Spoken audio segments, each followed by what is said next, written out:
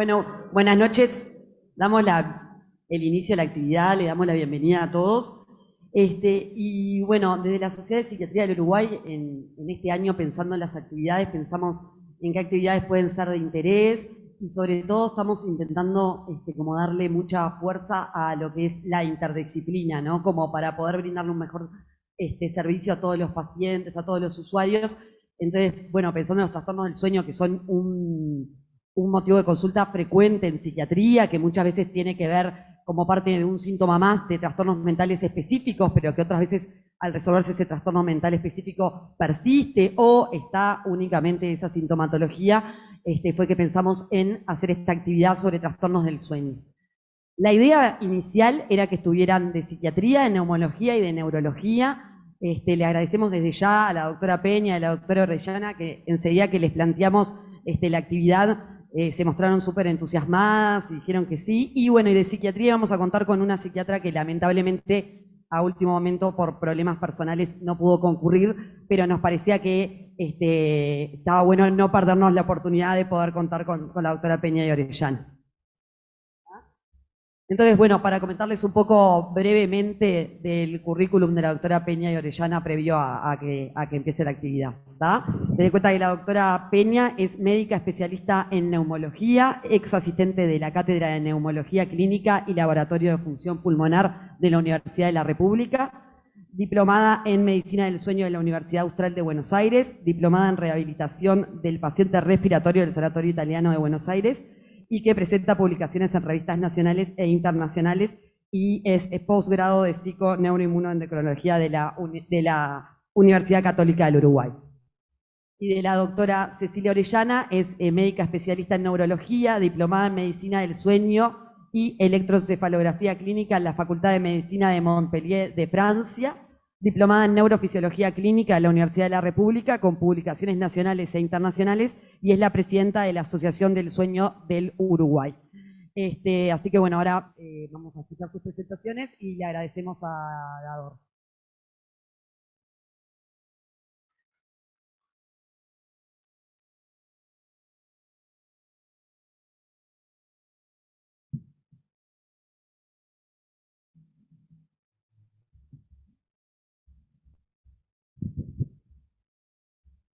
Hola, buenas noches.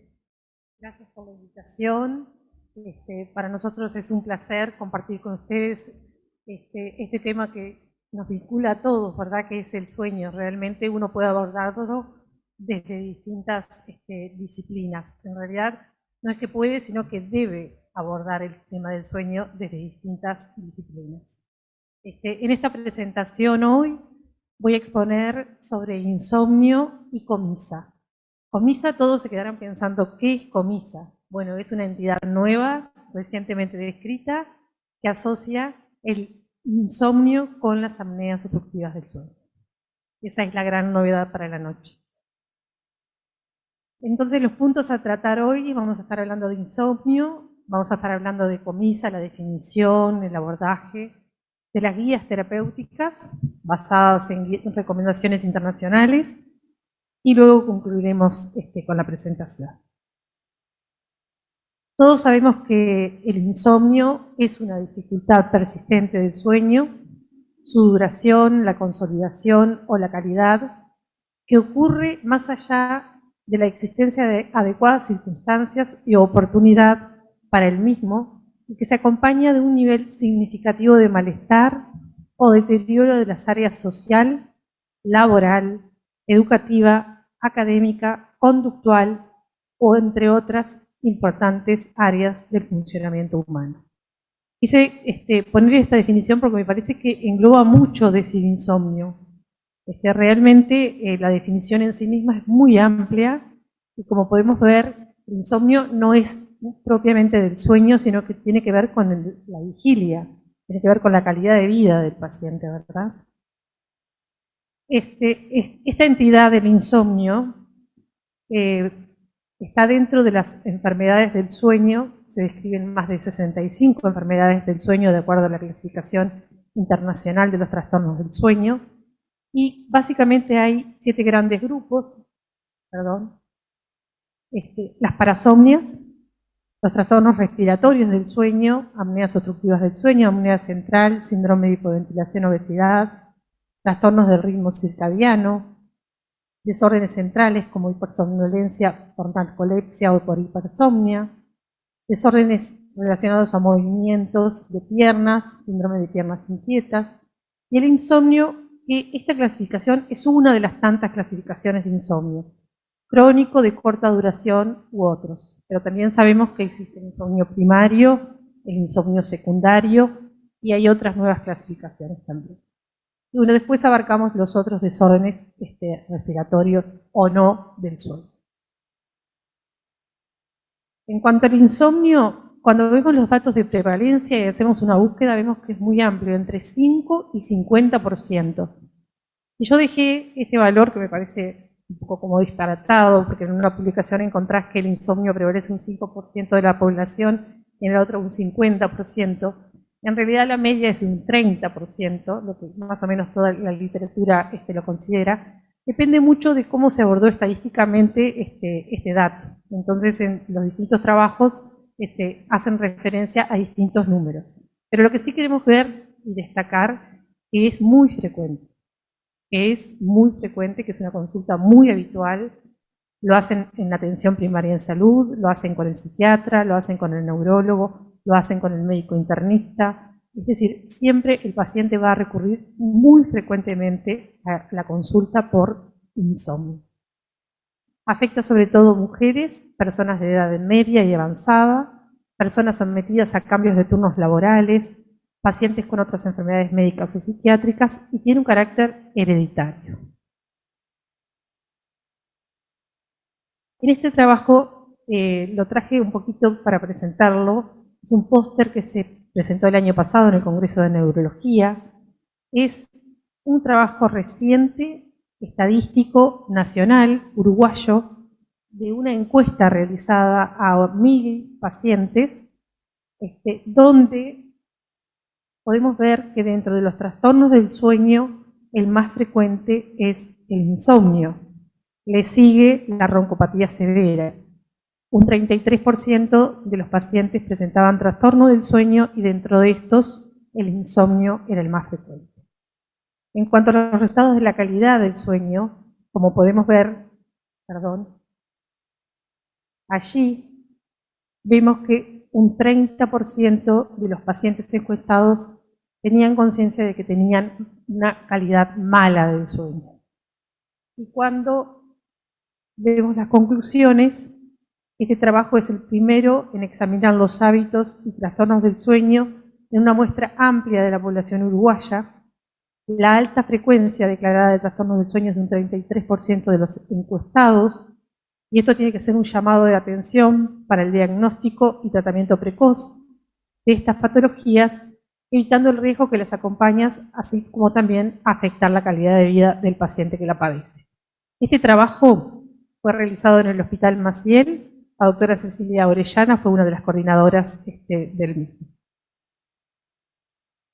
¿Y qué es COMISA, como les decía? COMISA es la comorbilidad, insomnio, apneas obstructivas del sueño.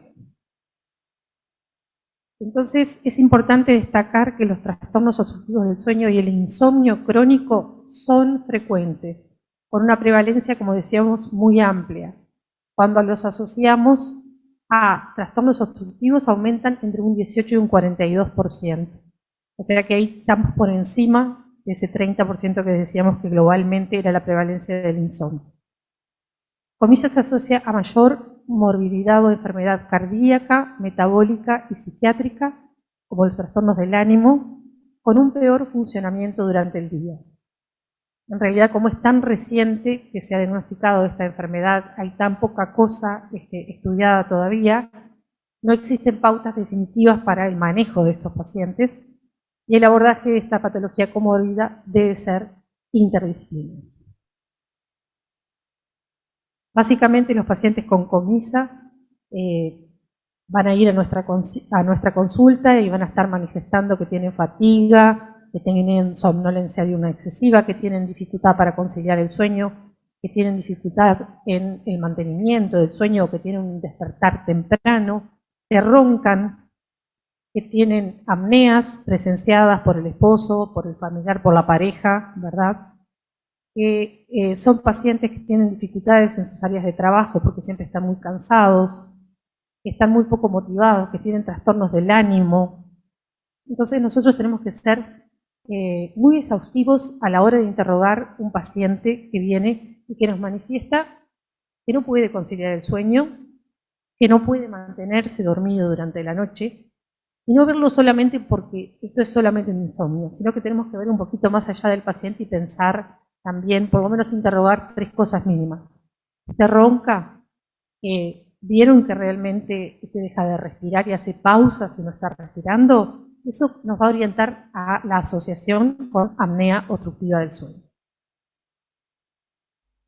Y el paciente que no está tratado, que tiene una enfermedad obstructiva del sueño y que no está tratado, el insomnio sobre todo predomina en la fase media, el insomnio de mantenimiento.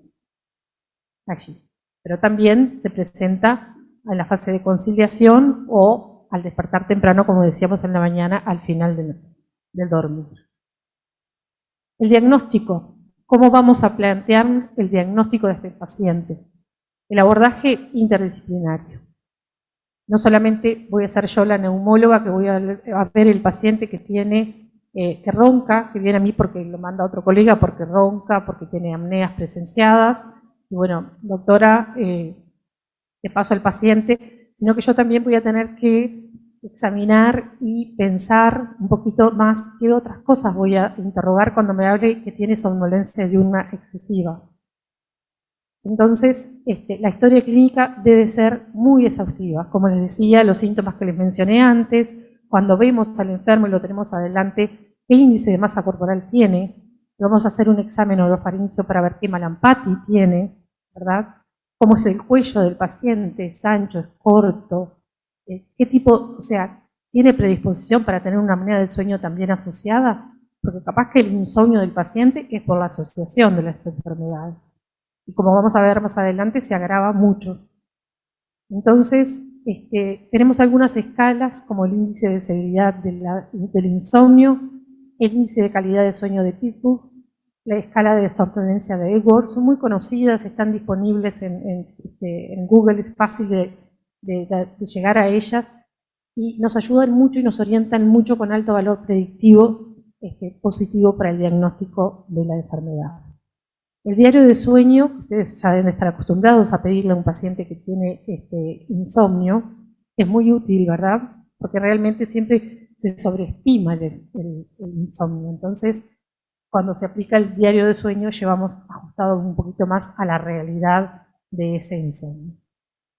La actigrafía es una herramienta útil para clínica, para el diagnóstico de insomnio, sobre todo porque es un brazalete que se coloca en la mano del paciente y lo que sensa es el movimiento del paciente. Entonces uno puede más o menos predecir cuando está quieto, que está dormido, o cuando está en movimiento. Entonces eso queda grabado y uno puede decir, bueno, sí, realmente no se durmió hasta las 2 de la mañana, como dice el paciente. Porque a veces el paciente dice, no me duermo hasta las 2, pero en realidad se acuesta a las 12 y queda dormido y él lo percibe como mucho más grave.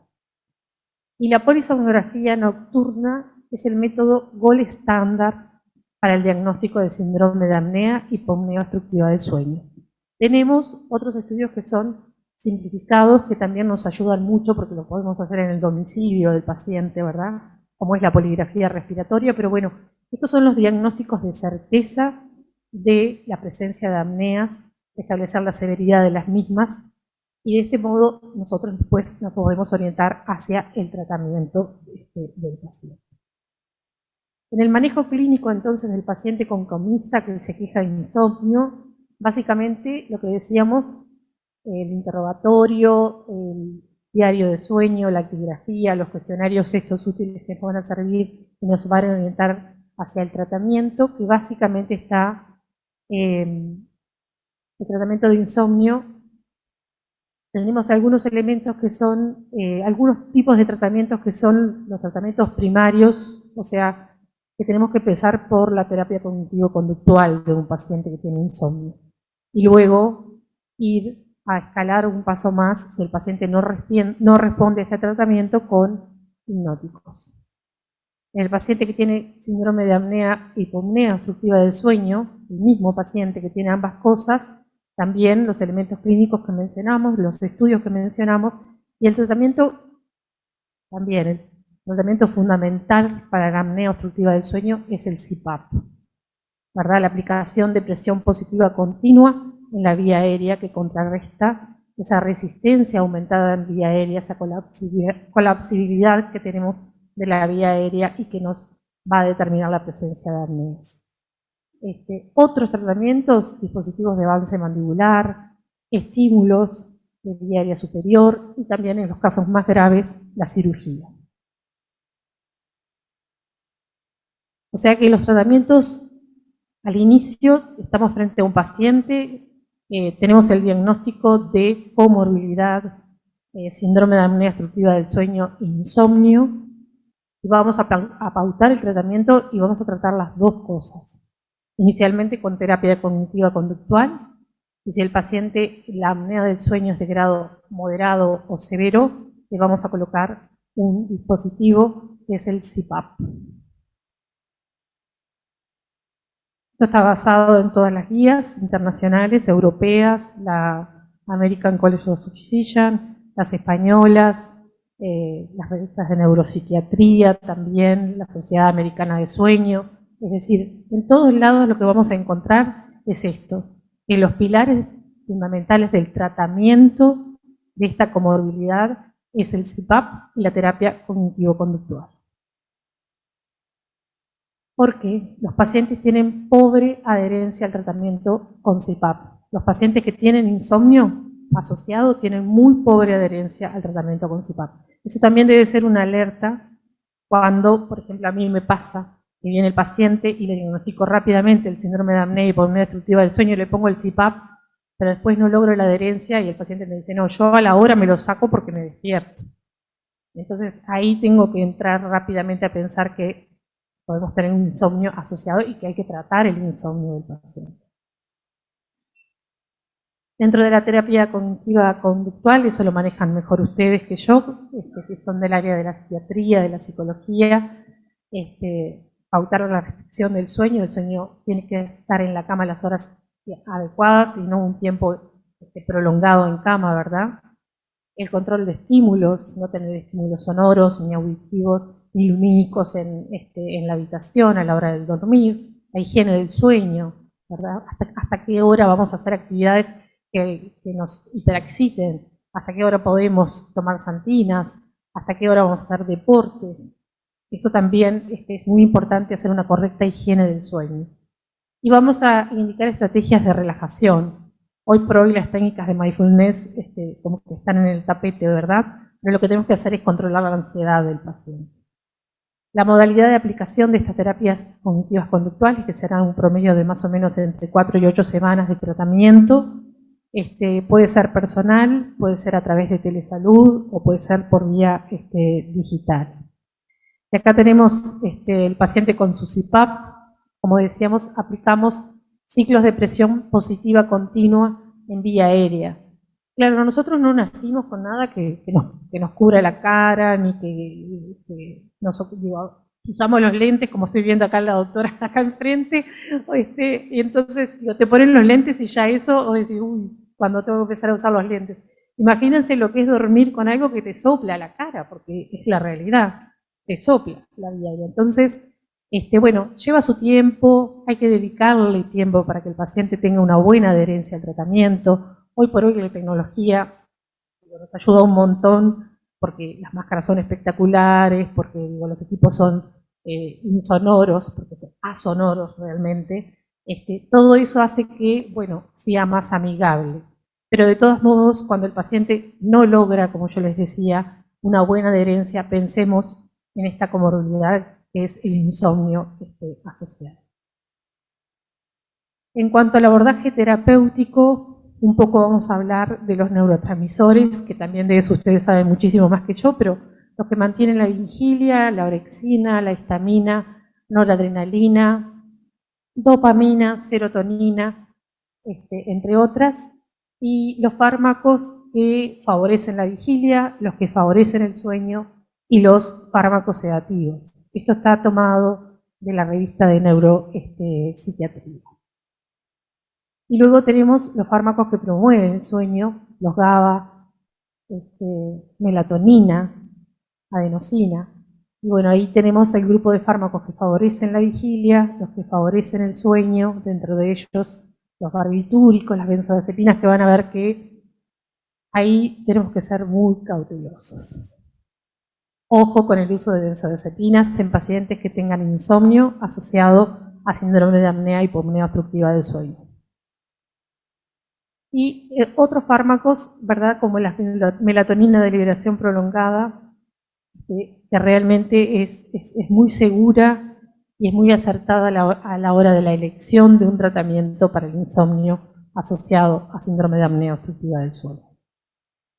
Entonces, de las benzodiazepinas, destacar que si bien aumentan el tiempo total de sueño, disminuyen la latencia del sueño, o sea, el tiempo de inicio del sueño, también aumentan la desaturación nocturna en los pacientes que tienen síndromes de apnea y hipopneas obstructivas del sueño, generan dependencia, deterioro de memoria y de la cognición.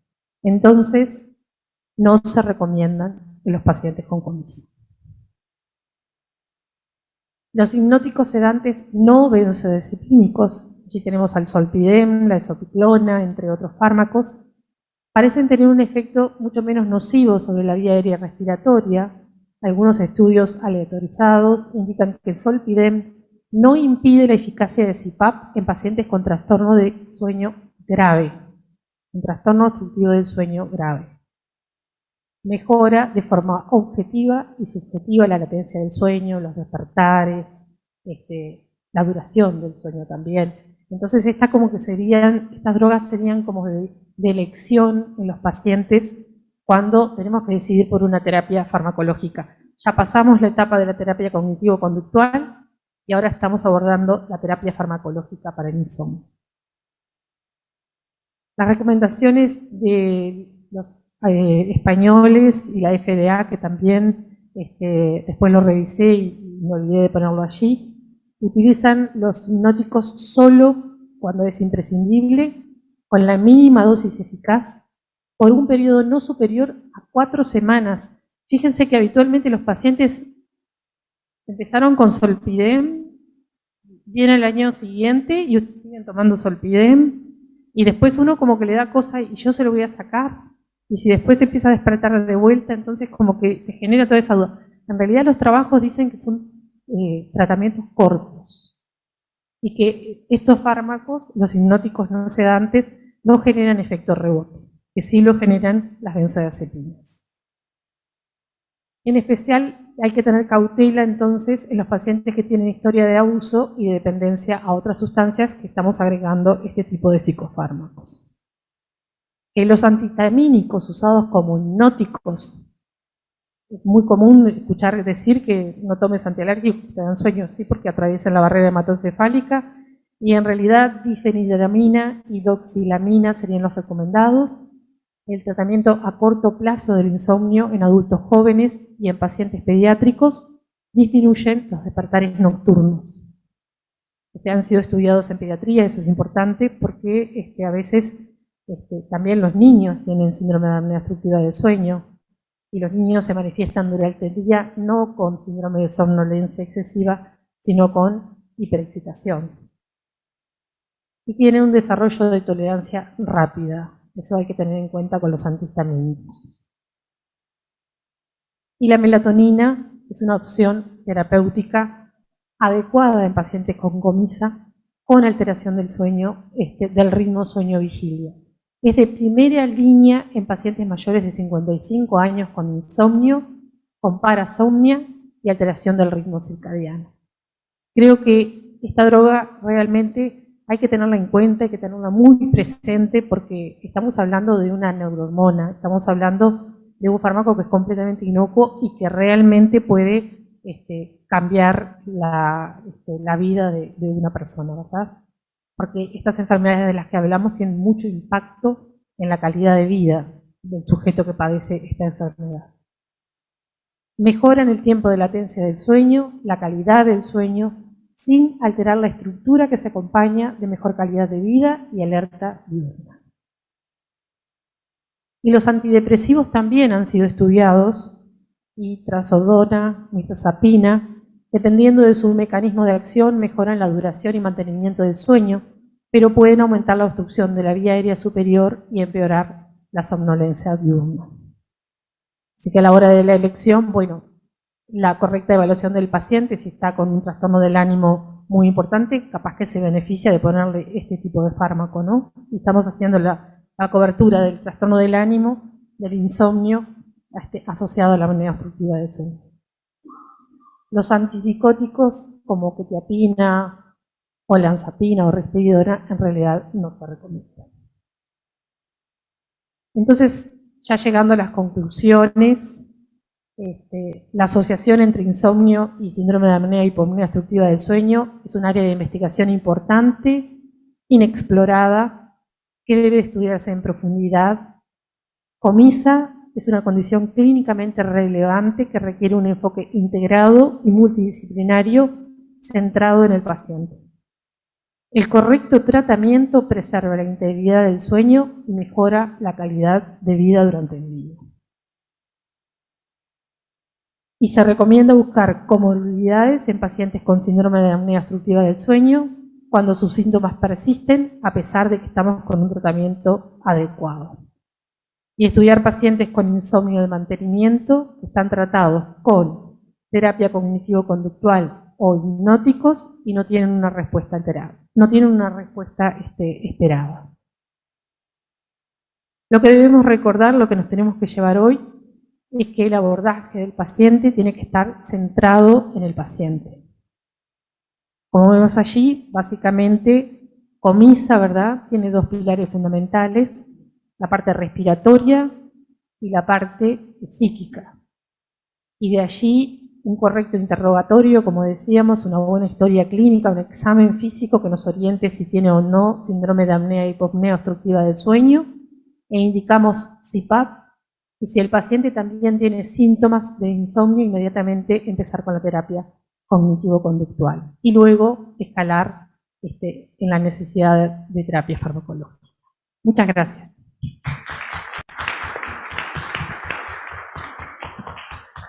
Bien, en primer lugar, agradecer a la Sociedad de Psiquiatría del Uruguay el habernos invitado esta noche, a todos ustedes por estar acá un viernes de noche, que sabemos que todos estamos muy cansados de la semana. Así que muchas gracias a todos por la invitación y por venir a escucharnos. Bien, vamos a hablar de lo que sucede con el sueño en los trastornos neurocognitivos mayores, o en el trastorno cognitivo mayor, antes llamado demencia, y en los menores más brevemente. Bien, voy a tocar los siguientes temas. En primer lugar, la ontogenia del sueño, es decir, cómo se desarrolla el sueño a lo largo de la vida, sobre todo con un énfasis en la longevidad, los trastornos del sueño, como dijimos, en los deterioros cognitivos y los enfoques terapéuticos de estas patologías. El sueño es una función biológica indispensable para todo organismo vivo. No hay organismo viviente que no duerma o descanse. Esto se ha visto inclusive en pequeños animales que no tienen corteza cerebral o que tienen muy poquita. Por ejemplo, los invertebrados, las moscas, la famosa Drosophila melanogaster. Necesitan descansar, situarse en algún lugar y descansar. Se ha visto que si se la molesta y no se la deja descansar en el tiempo adecuado, mueren más rápidamente. Lo mismo pasa con las ratas, que hay algunos experimentos en los cuales no las dejan dormir y también se ve que se quedan sin pelo, envejecen rápidamente y mueren. O sea que en realidad estamos viendo en pequeños animales que es absolutamente indispensable el hecho de tener un periodo de sueño, que lo podemos registrar en mamíferos superiores donde hay corteza, para poder recuperarnos. Y ahora vamos a ver por qué. ¿Cómo caracterizamos el sueño? En primer lugar, por su estructura, en etapas REM y no REM, que vamos a ver ahora, por el patrón de sueño, que es la presencia en 24 horas de distintos eventos de sueño, y por su ritmo circadiano. Vamos a ver estas características y luego cómo se alteran en el trastorno neurocognitivo. La vigilia, que es lo que estamos viendo ahora en ese recuadro de colores, eso corresponde a lo que veríamos en un electroencefalograma de alguien despierto. en realidad el registro es de poca amplitud, es decir, un registro bajito que además tiene mucha frecuencia, hay muchas onditas por segundo. En ese sentido el cerebro está alerta, como espero que ustedes estén ahora, que no los esté haciendo dormir con mi charla. Estamos mirando, estamos procesando y estamos atentos al ambiente. ¿Qué pasa cuando nos dormimos? Cambia no solo la estructura cerebral y lo que pasa con las ondas cerebrales, sino todo nuestro cuerpo. En realidad hay autores que dicen que todo nuestro organismo pasa por 3 circunstancias, por 3 formas fisiológicas durante la vida. Uno es la vigilia, que ya vimos. Otro es el sueño llamado no REM, que es el sueño más frecuente cuando dormimos. El sueño no REM abarca aproximadamente un 75% de la noche de sueño y se divide, como ven, en 3 etapas, N1, N2 y N3, en la cual básicamente lo que le pasa a las neuronas es que empiezan a sincronizarse entre ellas. Es decir, cada vez tratan de funcionar al unísono, por lo menos en lo que podemos ver y en algunos sectores cerebrales, y sobre todo en la corteza, y en este sentido esto genera un cambio conformacional de la sinapsis y de las neuronas que permite que se recuperen, como vamos a ver ahora en otra diapositiva. Y luego tenemos el famoso sueño REM, que durante el principio, a mediados del siglo XX, fue sumamente famoso porque se consideraba que tenía una gran implicancia en algunas circunstancias, tanto psiquiátricas como neurológicas.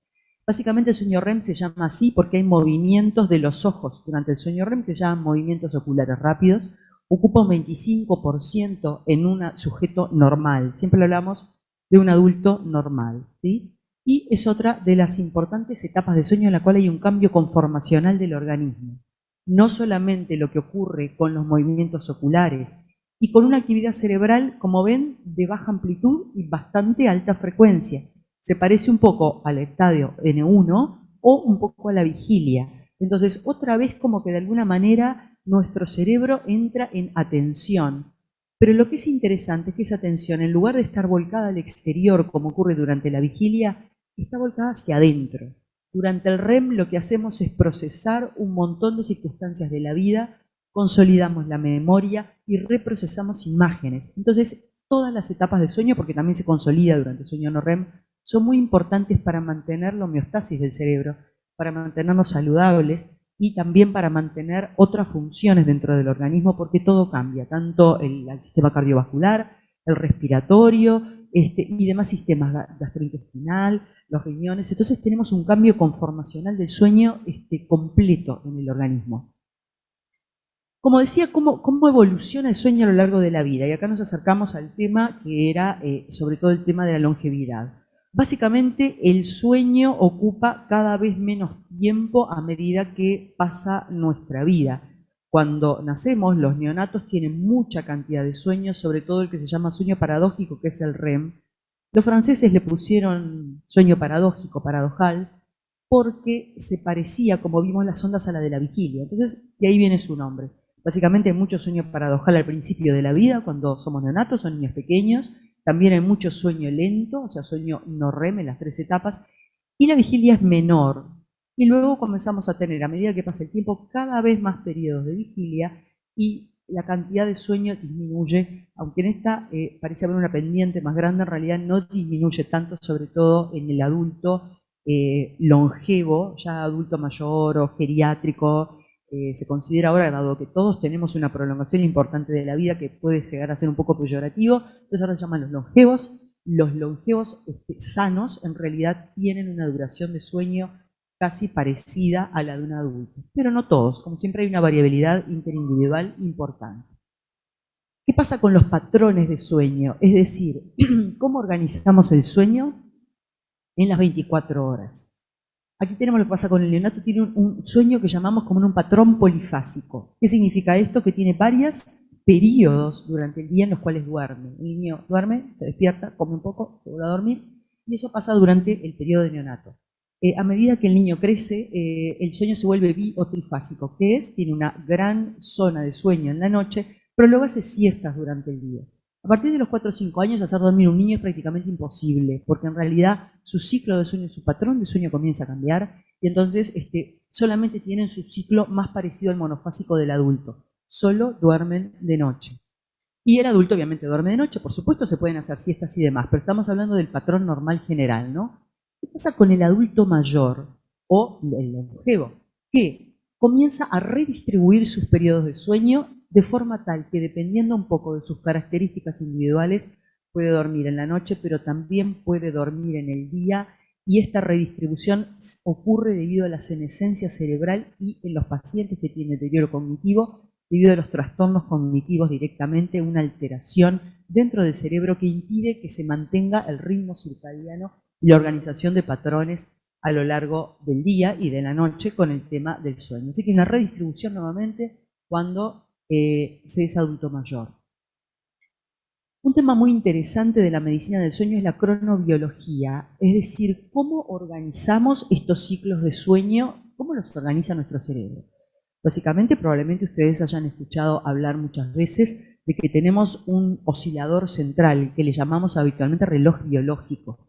El reloj biológico es una estructura que se encuentra en el centro del cerebro que se llama núcleo supraquiasmático, se encuentra por encima del quiasma óptico, en una región central de regulación de todas nuestras actividades no conscientes, que es el hipotálamo, que regula la temperatura corporal, la ingesta de agua, la actividad sexual y varias actividades hormonales. Entonces, en ese sector también se encuentran numerosos núcleos de sueño y entre ellos el que nos regula todos nuestros ciclos y nuestros ritmos circadianos, que es el núcleo supraquiasmático. ¿Qué pasa con el núcleo supraquiasmático en la persona? O sea, ¿cómo funciona en el adulto normal, en el niño, en fin, cómo funciona? Antes de que lleguemos a ser longevos. A través de la luz, básicamente el principal sincronizador, es decir, el que le dice al núcleo supraquiasmático cómo tiene que ordenar las cosas que tiene que hacer en el cerebro, es la luz. Existe un haz directo que va desde la retina hacia el núcleo supraquiasmático que no es visual. Dentro de la retina tenemos algunas neuronas que se llaman ganglionares y que son sensibles a la luz. Entonces esas neuronas no ven, no son conos ni bastones, no sirven para ver, sirven solamente para, son un sensor lumínico, sirven para saber cuándo hay luz. Y de acuerdo a eso le informan al núcleo supraquiasmático, bueno, mira, hay luz, vamos a despertarnos porque esto es el día. ¿Qué hace el núcleo supraquiasmático? Básicamente se dirige hacia la glándula pineal, que se encuentra en una parte más posterior del cerebro, que segrega la famosa neurohormona que ya mencionó la doctora Sandra, la melatonina. Entonces le informa este núcleo supraquiasmático a la melatonina que tiene que comenzar a segregarse porque no hay luz. La melatonina es la neurohormona de la oscuridad, solamente se segrega cuando no hay luz y por eso es muy importante, siempre aconsejamos no mirar las famosas pantallas antes de dormir porque nosotros mismos estamos coartando nuestra secreción de melatonina. La melatonina tiene otra cosa interesante y es que el haz neurológico que une estos dos sectores que están muy cerca, si lo vemos así, en realidad es un haz muy largo que viene hasta C2, hasta las cervical 2, que son prácticamente en el cuello, después de la 1, y luego vuelve a subir para indicarle a la glándula pineal que tiene que segregar melatonina. Y eso es importante porque muchas personas que están traumatizadas, sobre todo jóvenes con traumatismos a nivel de las cervicales altas, pueden tener alteraciones del ritmo circadiano y se debe a que no les llega la información por este haz tan largo, este haz que une estos dos sectores. El otro elemento interesante de la glándula pineal es que se nos atrofia. Después de los 30 años se piensa funcionar menos y después de los 40 prácticamente no tenemos secreción de melatonina o realmente es muy poca. Cuando llegamos a ser longevos activos tenemos muy poca melatonina, por lo cual seguimos funcionando debido sobre todo a todos nuestros otros sincronizadores del núcleo supraquiasmático, que básicamente la luz es el más importante, pero también las actividades sociales y todo lo que hacemos durante el día. Por ejemplo, que suene el despertador, nos tenemos que levantar igual aunque no haya luz, ir a llevar a los chicos, o bueno, ir a trabajar, o en fin, tener actividades. Por eso es tan importante tener en cuenta los otros sincronizadores cuando estamos tratando a los longevos, porque ellos tampoco tienen melatonina, obviamente la podemos dar externamente, pero hay algunos que no la pueden tomar, vamos a ver las contraindicaciones de la melatonina, y entonces hay que tener en cuenta los otros sincronizadores. ¿Qué otra cosa es importante de este reloj biológico? A ver, como la doctora Cadenas me dijo que había una doctora que faltó, yo me estoy extendiendo un poco en esto, así que si les aburre me dicen, no, bueno, chau, basta. Un poco la idea de la melatonina también es que es el marcador para un montón de relojes subsidiarios que tenemos en el organismo. no solamente está funcionando el reloj del núcleo supraquiasmático, que es el oscilador central más importante, sino que esta oscilación del núcleo supraquiasmático y de la glándula pineal con la melatonina nos organizan en todo el organismo otros relojes, por ejemplo a nivel digestivo. Por eso es tan importante mantener también regularidad en las ingestas, porque también hay un reloj que dirige la secreción de todo lo que son las enzimas, tanto las enzimas digestivas gástricas como las pancreáticas, y también otros relojes, por ejemplo, a nivel muscular y en otros lados. Y todos estos están siendo regulados por el mismo oscilador central, el núcleo supraquiasmático. ¿Qué pasa cuando somos longevos y nos viene la senescencia? La senescencia es un término nuevo que se usa sobre todo para el tema del envejecimiento celular que ocurre por distintos procesos en los cuales de alguna manera las células han cumplido como su rol y van cambiando la forma en que trabajan.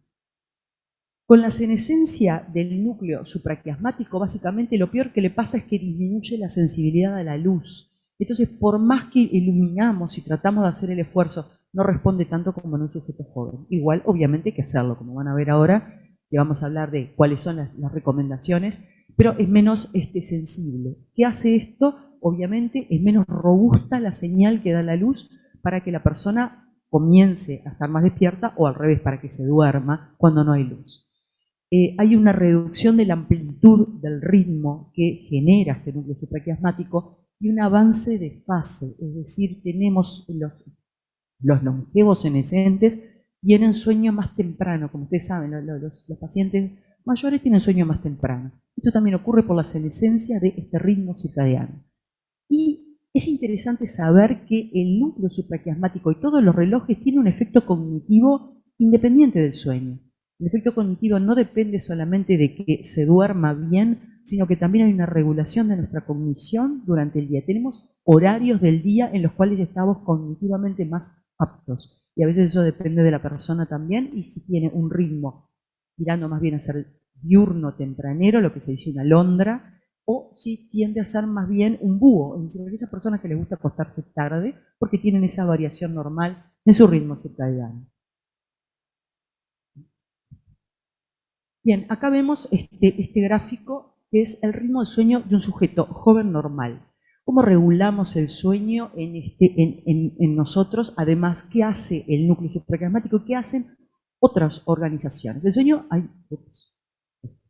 sueño básicamente se regula a través de dos procesos. Uno ya lo vimos, el proceso C o proceso circadiano. Este es el núcleo supraquiasmático que cuando no hay luz no estimula el sueño. Y cuando hay luz, lo que estimula es la vigilia, ¿sí? Es la rayita negra. Ese es un ritmo que oscila, como dijimos, es un oscilador central, y lo que vemos acá con la rayita negra es la actividad del núcleo supraquiasmático. ¿Qué otra cosa sucede con nuestro cerebro durante el día? Básicamente lo que sucede es que nos levantamos, si dormimos bien de noche, nos levantamos muy frescos de mañana, pero a medida que vamos trabajando, teniendo impresiones visuales, auditivas, nuestro cerebro trabaja, comienza a generar neurotransmisores y desechos de los neurotransmisores, entre los cuales el más importante es la adenosina. La adenosina es el neurotransmisor somnógeno más potente que tiene el cerebro, en realidad, y se produce a medida que nosotros usamos nuestro cerebro, cuando estamos atentos, cuando vamos de un lado a otro, cuando planificamos. Y existen otros desechos de neurotransmisores también. Entonces, ¿qué pasa durante el día? Empezamos a acumular estos neurotransmisores que generan una presión de sueño. Cuanto más neurotransmisores de desecho y más adenosina estamos generando, más cansancio y sueño tenemos. Por eso, en realidad, si no dormimos, se acumula de forma muy importante la presión de sueño hasta que en un momento decidimos acostarnos porque ya son las 11 de la noche, por ejemplo, las 12. Y en ese caso también coincidimos no solo en que vamos a bajar la presión de sueño, porque estamos limpiando los neurotransmisores que nos generaban ese cansancio, ese sueño, sino que también nuestro ritmo circadiano, el núcleo supraquiasmático dice, ups, no hay luz, ya es de noche, vamos a dormir. ¿Y qué pasa además? Ocurre otra cosa fantástica. Cuando hay poca luz, comienza a segregarse la melatonina, la neurohormona de la noche, que la vemos acá con las M's. Entonces nosotros en realidad tenemos esta triple regulación para poder dormir de noche. Tenemos todo en la actividad del día que juntó los neurotransmisores para estar fatigados y con sueño. tenemos nuestro núcleo supraquiasmático que iba oscilando porque es un reloj, es un marcapaso, y tenemos la secreción de melatonina debido a la oscuridad. Entonces esto hace que si nosotros respetamos todos estos ciclos realmente tengamos un excelente sueño dirigido por este ritmo, ¿no? No le voy a pasar esto. Vamos a ir a lo que pasa con el modelo de sueño en la senectud, en la senescencia, como dijimos. ¿Qué pasa?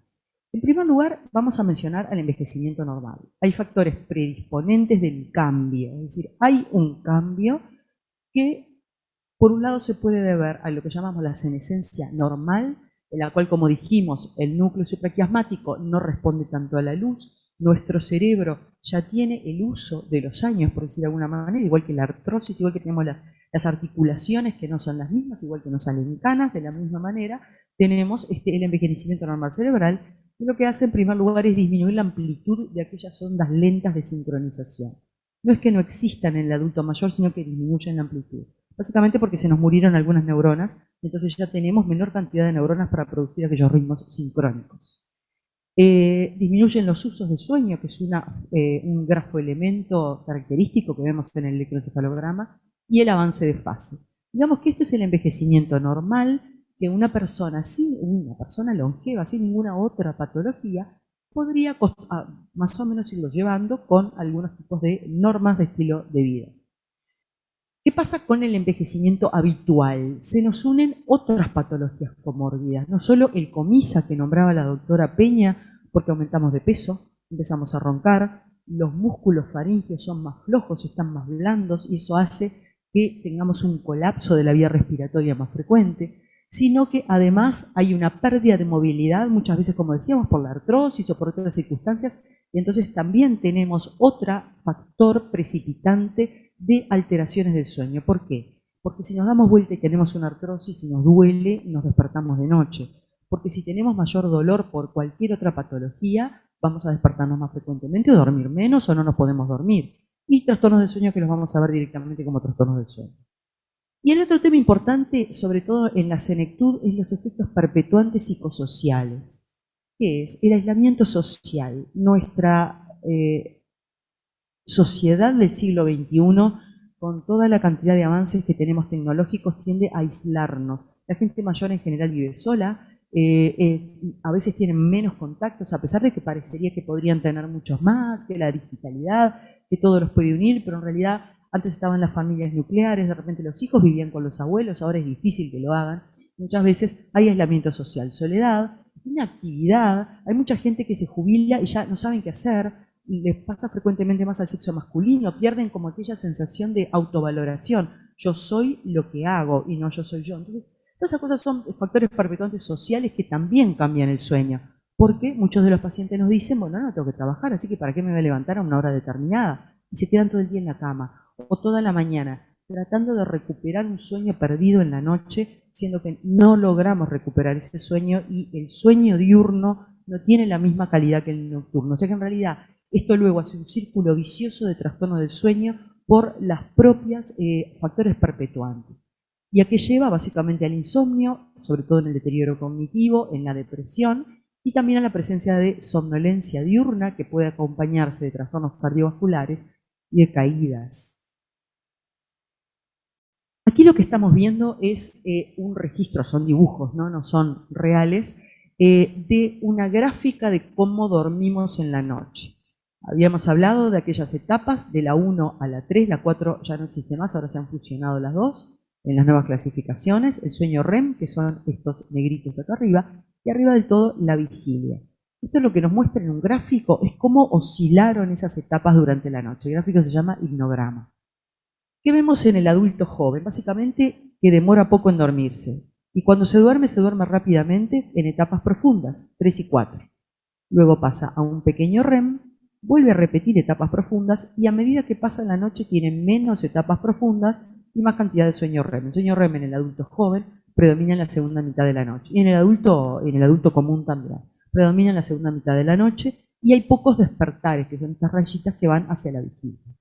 ¿Qué pasa con el adulto mayor? Cuando hablamos de mayores, mayor de 65 a 70 años. Lo primero es que demoran más en dormirse, una latencia de sueño algo más prolongada. Después tienen una mayor cantidad de sueño en etapas superficiales, a veces etapa 1 o 2, y hay una disminución, como decíamos, del sueño con ondas lentas, sobre todo de la amplitud del sueño. Entonces, por convención, disminuye el porcentaje cuando hacemos la codificación de este sueño. También el sueño REM pierde aquella característica de que era más abundante al final de la noche. Se empieza a distribuir a lo largo de toda la noche y lo peor es que hay muchos despertares. ¿Por qué es esto? Porque, como dijimos, aquel núcleo supraquiasmático que obligaba o que le daba la nota a todos para mantener el momento en que tenían que hacer, ya funciona menos y hay más tendencia debido también a las patologías comórbidas a tener una mayor cantidad de vigilia dentro del sueño. Las alteraciones del ritmo circadiano también son importantes. Hay personas que se acuestan muy temprano a medida que pasa la edad, solo porque su ritmo está antes, sino que a veces te dicen, y yo no tengo nada que hacer, doctora, ¿qué hago? Me acuesto. Se acuestan a las 8 de la noche y después quieren dormir hasta las 9 o 10 del otro día, 12 horas en la cama. Lo primero es explicarle a la gente de cómo es eso. Bueno, si uno tiene un avance de sueño y quiere, de fase de sueño y quiere dormir más temprano porque se siente mejor, tiene que saber que se va a despertar a las 4 de la mañana. Y no es que tenga un insomnio, es que ya cumplieron las zonas del sueño necesarias. Es importante saberlo, sobre todo para orientar al paciente y para bajar el abuso de fármacos y que el paciente entienda su propio ritmo, ¿sí? Y hay una disminución en el senescente también del tiempo total de sueño, en la noche. Después, en algunos casos, pueden dormir la misma cantidad, pero el sueño se desplaza a siestas diurnas por dos motivos. Primero, por la inactividad. No tengo nada que hacer, es invierno, tengo frío, me acuesto. Eso es lo primero. Lo segundo es porque hay gente que como que vive en la cama, comen en la cama, entonces se mudan a la cama. Yo ya le digo a la paciente, pero ¿usted se mudó a la cama? Entonces se llevan la comida, se llevan el teléfono. No, yo me levanto un poquito, y más en invierno, y más las señoras. Entonces, todo ese tipo digamos, de cosas que suceden hace que el sueño se fragmente, sea menor la cantidad en la noche y mayor la cantidad, o bueno, tengan muchos episodios de siestas. Este trabajo se los traigo porque es muy interesante. Fue realizado por brasileros con una persona que es digamos, un investigador de hace muchísimos años, de muchísimos años, que es el doctor Sergio Tufik, que tiene un laboratorio enorme en Sao Paulo, es realmente de América Latina uno de los investigadores más importantes. Él lo que hizo era ver a los humanos longevos, pero longevos mayores de 85 años, o sea, realmente longevos, que estaban en buena situación, y él lo que descubrió es que los patrones regulares de sueño, es decir, mantener la duración del sueño REM y mantener un ritmo circadiano robusto por no estimularse demasiado durante la noche o por mantener una higiene del sueño adecuada, hacía que esos pacientes estuvieran cognitivamente mucho mejor que otros pacientes que en realidad no mantenían una higiene del sueño, o sea, su ritmo circadiano era peor o fragmentaba mucho más su sueño. Entonces, estos longevos activos, es decir, que estaban en buena salud a los 85 años, en realidad tenían un mejor sueño que el grupo control, que no tenía un mejor sueño tan bueno. Y esto es muy interesante porque pone de relieve la fundamental de decirle a todos nuestros pacientes, ustedes a los pacientes con patologías psiquiátricas, nosotros los neurólogos, a los neurológicos, de la importancia de dormir adecuadamente. Y por supuesto el sueño tiene muchas funciones de regulación cognitiva. La memoria es una de las principales características que se consolida durante el sueño, tanto durante el sueño no REM como durante el sueño REM. En algunos estudios al principio se decía que era solo el sueño REM, pero actualmente se sabe que en el no REM también se consolida. Durante el sueño REM, cuando soñamos, la explicación neurológica, ya sé que ustedes tienen distintas explicaciones, pero vamos a ir con la explicación neurológica, es que el cerebro ejercita como una desfragmentación de disco duro, que hace todas aquellas imágenes, limpiamos las que no nos van a servir para nuestra vida a partir de ese momento. ¿Y cómo las seleccionamos? Por el valor afectivo que tuvieron para nosotros. Si a ustedes en este momento les interesa esta charla y las están escuchando, seguramente esta noche van a consolidar algo de lo que dije. Pero si mi charla es aburrida, ustedes la van a oír, su cerebro va a decir, no, no sirve para nada, me lo olvido. ¿Sí? Eso pasa con todas cosas durante el día, pequeñas cosas que no nos van a servir adaptativamente para seguir adelante, muchas veces son olvidadas. Y esto es lo que ocurre en parte durante el REM. Y después el resto de neuronas que también activan para consolidar la memoria a lo largo de la noche. Se ha comprobado por análisis espectral esto en algunas personas en las cuales se las ha despertado, gente joven normal, ¿no? Se las despierta y ven cómo funcionan con muchos despertares en test cognitivos rápidos o en test de atención y cómo funcionan si duermen bien en la noche, y se ve que se consolida mucho más en aquellos que no se despertaron, que tuvieron un sueño adecuado, ¿sí? Se mejoran las conexiones sinápticas interneuronales y hace 5 años se descubrió algo muy interesante que de repente ustedes lo escucharon nombrar, que es la activación del sistema linfático con G. Todos sabemos que tenemos en el organismo un sistema linfático que nos lleva la linfa a todos lados, pero el cerebro teóricamente no tenía sistema linfático, no tiene linfáticos, ¿no? Y bueno, no había ninguna actividad por ese lado, pero hace 5 años se descubrió que hay un sistema linfático que se llama, que en realidad ocurre por un cambio conformacional de las neuronas y de la sinapsis, que se hace cuando se consolida la memoria y cuando dormimos. ¿Qué pasa? Este cambio conformacional deja un espacio entre las neuronas que permite que un intrafiltrado que viene desde la parte arterial hacia lo venoso arrastre todas aquellas cosas de desecho que produjimos durante la vigilia. Sobre todo, y este es importante también para todos nosotros, el beta-amiloide. Está implicado, como saben, en la enfermedad de Alzheimer, a pesar de que no sea la única sustancia. Sabemos ahora que el beta-amiloide no es la única sustancia implicada en la generación de una enfermedad de Alzheimer, pero sí que la purificación de todas estas sustancias ocurre en la noche como actividad del sistema linfático limpiando todos aquellos neurotransmisores. Por lo cual, otra vez, la importancia de dormir bien para tener unas adecuadas funciones cognitivas. Bien, esto fue un poco un pantallazo de lo que es el sueño normal y cómo se degenera, cómo cambia cuando somos senescentes. Y ahora vamos a ver las patologías del sueño en los trastornos neurocognitivos. Y acá viene lo interesante de la interrelación entre la neurología y la psiquiatría, que como ustedes saben éramos una sola especialidad a principios del siglo pasado y del siglo XIX, y que luego empezamos cada uno a tener una especialidad, pero notoriamente yo siempre lo entiendo como que ustedes psiquiatras son el software, es decir, el programa que está funcionando, y nosotros los neurólogos somos el hardware.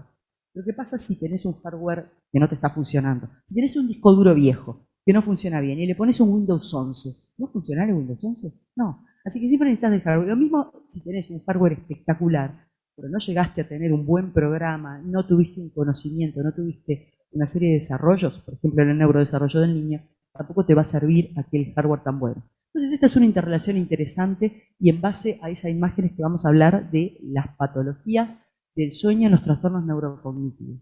Estas son las clasificaciones del DSM-5, que las voy a pasar rápido, ustedes ya las conocen, declive, el deterioro. Lo que me interesaba de esto es que las etiologías del trastorno neurocognitivo mayor, básicamente que definen a este trastorno, son enfermedades, muchas enfermedades neurológicas. La cabeza, la enfermedad de Alzheimer, la degeneración del lóbulo frontotemporal, la enfermedad de cuerpos de Lewy, todo lo que es el deterioro por enfermedad vascular, que como saben es uno de los más frecuentes en este momento, los traumatismos encefalocranianos tan frecuentes en gente joven, en los que andan en las motos y sufren siniestros viales, el VIH, las enfermedades priónicas, todos estos trastornos que se acompañan de trastorno neurocognitivo mayor o menor, leve o más severo, también tienen trastornos del sueño, de los cuales algunos son específicos en la enfermedad, y por eso es que vamos a ver algunos de ellos.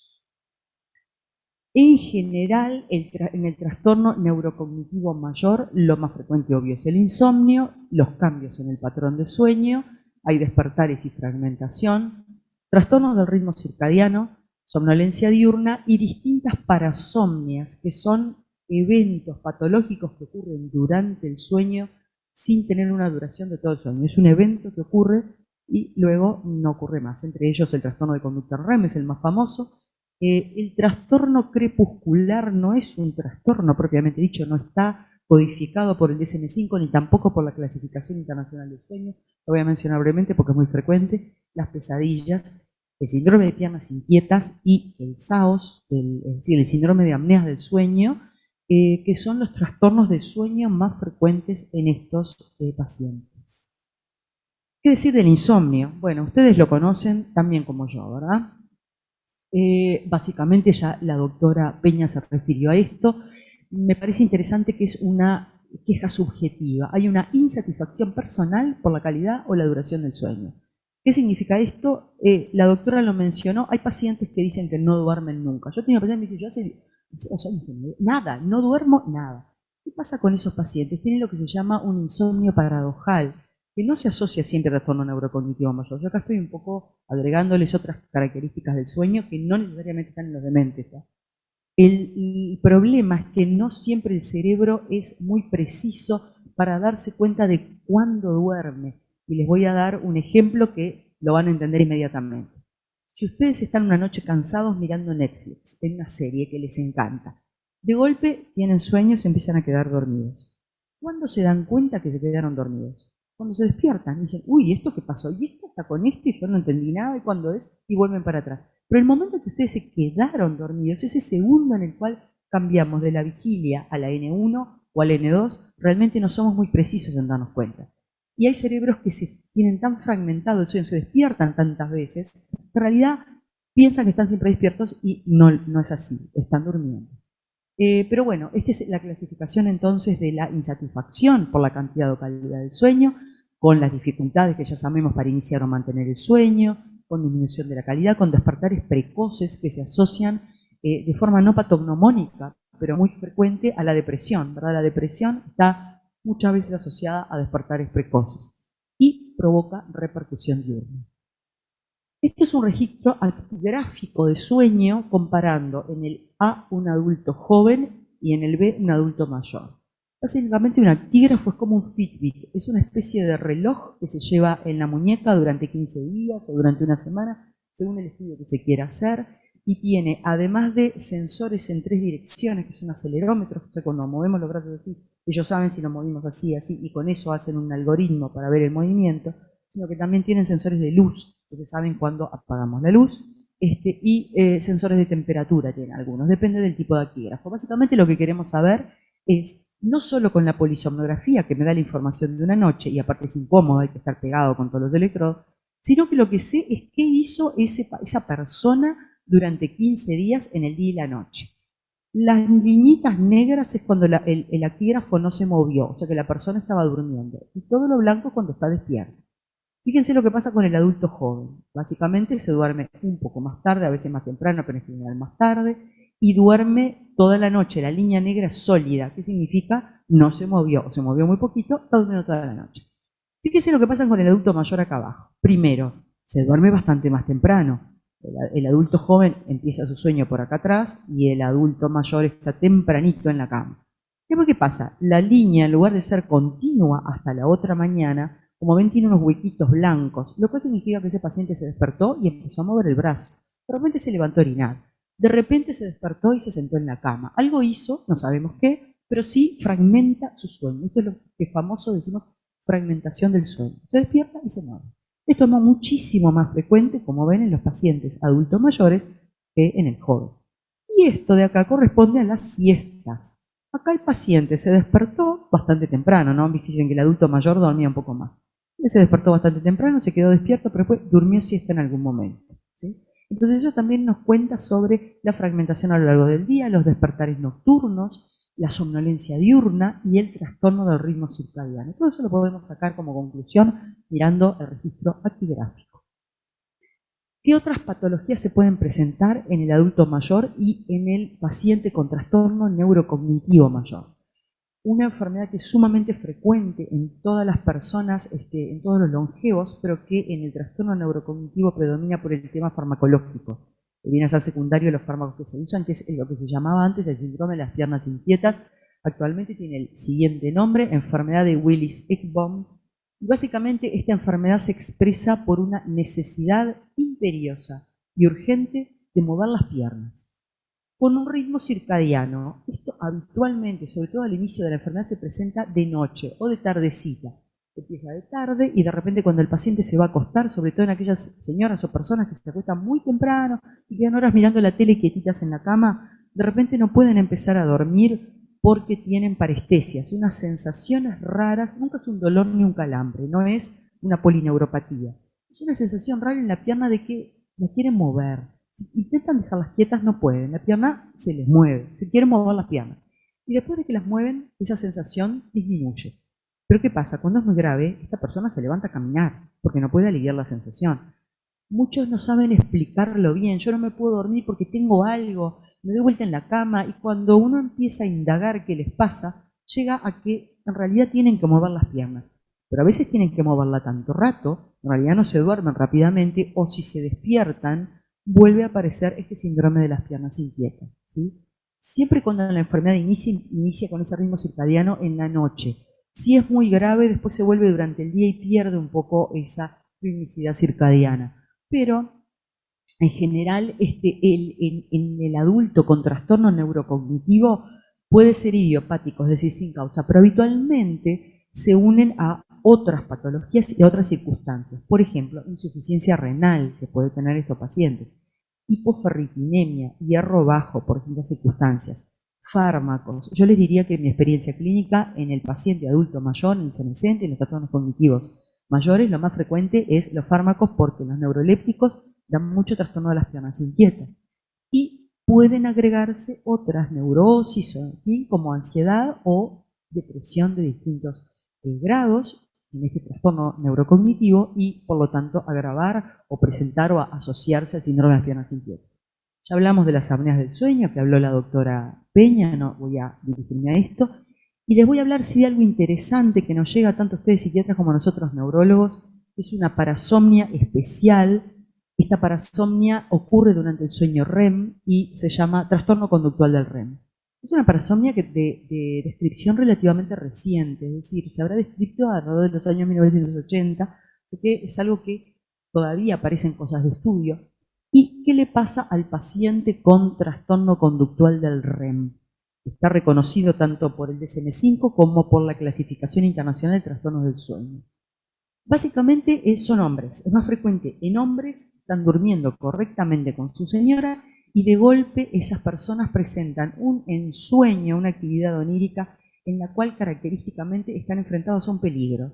Siempre cuentan lo mismo, no el mismo sueño, pero sí características agresivas, o están huyendo de un peligro, o alguien está atacando a un familiar, o tienen que correr, o algo por el estilo, y actúan sus ensueños. Esto significa se ponen a patear, se ponen a golpear y en algunos casos se tiran de la cama. No salen caminando como un sonámbulo. Esa es una característica de diagnóstico diferencial. Simplemente algunos se tiran de la cama y otros lo que hacen es patear, gritar, algunos gritan y sobre todo si duermen con la señora le dan golpes a la señora. O sea que ellos pueden estar, muchos se rompen las manos porque hacen así para atrás y le dan a la pared, otros golpean a la señora y están totalmente dormidos, ¿sí? Porque ocurre esto por la atonía durante el REM, es decir, es difícil, inclusive en Estados Unidos hay abogados, hay una rama de la abogacía directamente dedicada a los trastornos del sueño con características médico-legales, ¿no? Pues gente que ha ahorcado a la señora durante, después es un trastorno contra el REM, ¿no es? Es un poco complicado. Sí. Esto, además de provocarle lesiones al paciente, les voy a contar una historia personal. Yo una vez tenía un paciente que vino y me dijo, bueno, yo tengo estos movimientos durante el sueño y venía con un globo así frontal, en la cabeza, un hematoma. ¿Y qué le había pasado? El señor soñaba que estaba en un barco que se quemaba, entonces para huir del fuego se tiró al agua, pero al tirarse al agua vio el frontal contra la mesa de luz que tenía un ángulo y le erró a la órbita, al globo del ojo por centímetros. O sea, ese señor podría haber perdido el ojo. Realmente en algunos casos hay heridas importantes de las personas que lo sufren. Antiguamente, cuando no se conocía el síndrome, la gente se ataba. Había hombres, inclusive hay fotos en los libros antiguos, que se ataban a la cama para no golpear, para no hacer cosas. Y otros son las señoras también que tienen al lado que los pueden golpear. Desde el punto de vista psiquiátrico, ahora les hablo a ustedes, esta gente no tiene trastornos psiquiátricos, ¿sí? No lo tienen a menos que ya tengan un trastorno neurocognitivo mayor.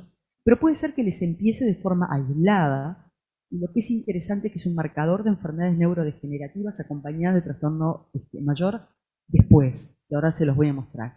Pero lo interesante es que cuando se presentan aislados, no en un paciente Alzheimer o en un paciente demencia, aislado, la persona es encantadora durante el día, se llevan bárbaro con la señora, y lo que es peor es que uno le dice a la señora, mire, usted tiene que irse a otro cuarto, a otra cama.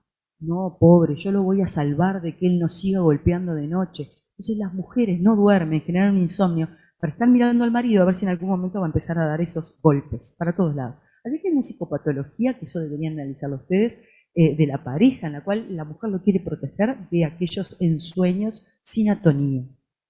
No se sabe por qué el ensueño siempre es agresivo. Por ahora no hay ninguna razón, porque les vuelvo a repetir, cuando se presenta de forma aislada, esta gente no tiene psicopatología, ni tiene ninguna agresividad, ni ningún tipo de trastorno, ni están deprimidos, ni tienen nada. O sea, no es que sea una expresión de algo, no. Pero en realidad no se sabe por qué, y siempre hay ese tipo de ensueños, o que corren o que tienen algo que a veces ahorcan, los que han ahorcado a las mujeres porque sueñan que están ahorcando al ladrón que les va a hacer algo a ellos. Entonces realmente es una patología interesante entre lo neurológico y lo psiquiátrico, con esta expresión física que puede llegar a ser, digamos, peligrosa, ¿no?, para quienes están. La frecuencia no es muy grande, es menos de un 0,5, 0,8%, pero les quiero mostrar este trabajo muy interesante en España, en una de las del CLINIC, una de las clínicas más importantes de sueño en Barcelona. Trabaja esta persona, el doctor Iranzo, que es un neurólogo, que hizo este trabajo conjuntamente con su grupo, y lo que vieron era estos pacientes que tenían el trastorno conductual del sueño REM aislado en relación con las sinnucleopatías, que son estas patologías neurológicas como la enfermedad de Parkinson, como la demencia con cuerpos de Lewy y la atrofia multisistémica, todas las cuales se acompañan de trastornos cognitivos mayores, ¿sí? ¿Y qué se vio? Esta gente, estos 174 pacientes que cuando los diagnosticó Iranzo no tenían nada, a lo largo del tiempo siempre desarrollaron alguna enfermedad neurodegenerativa.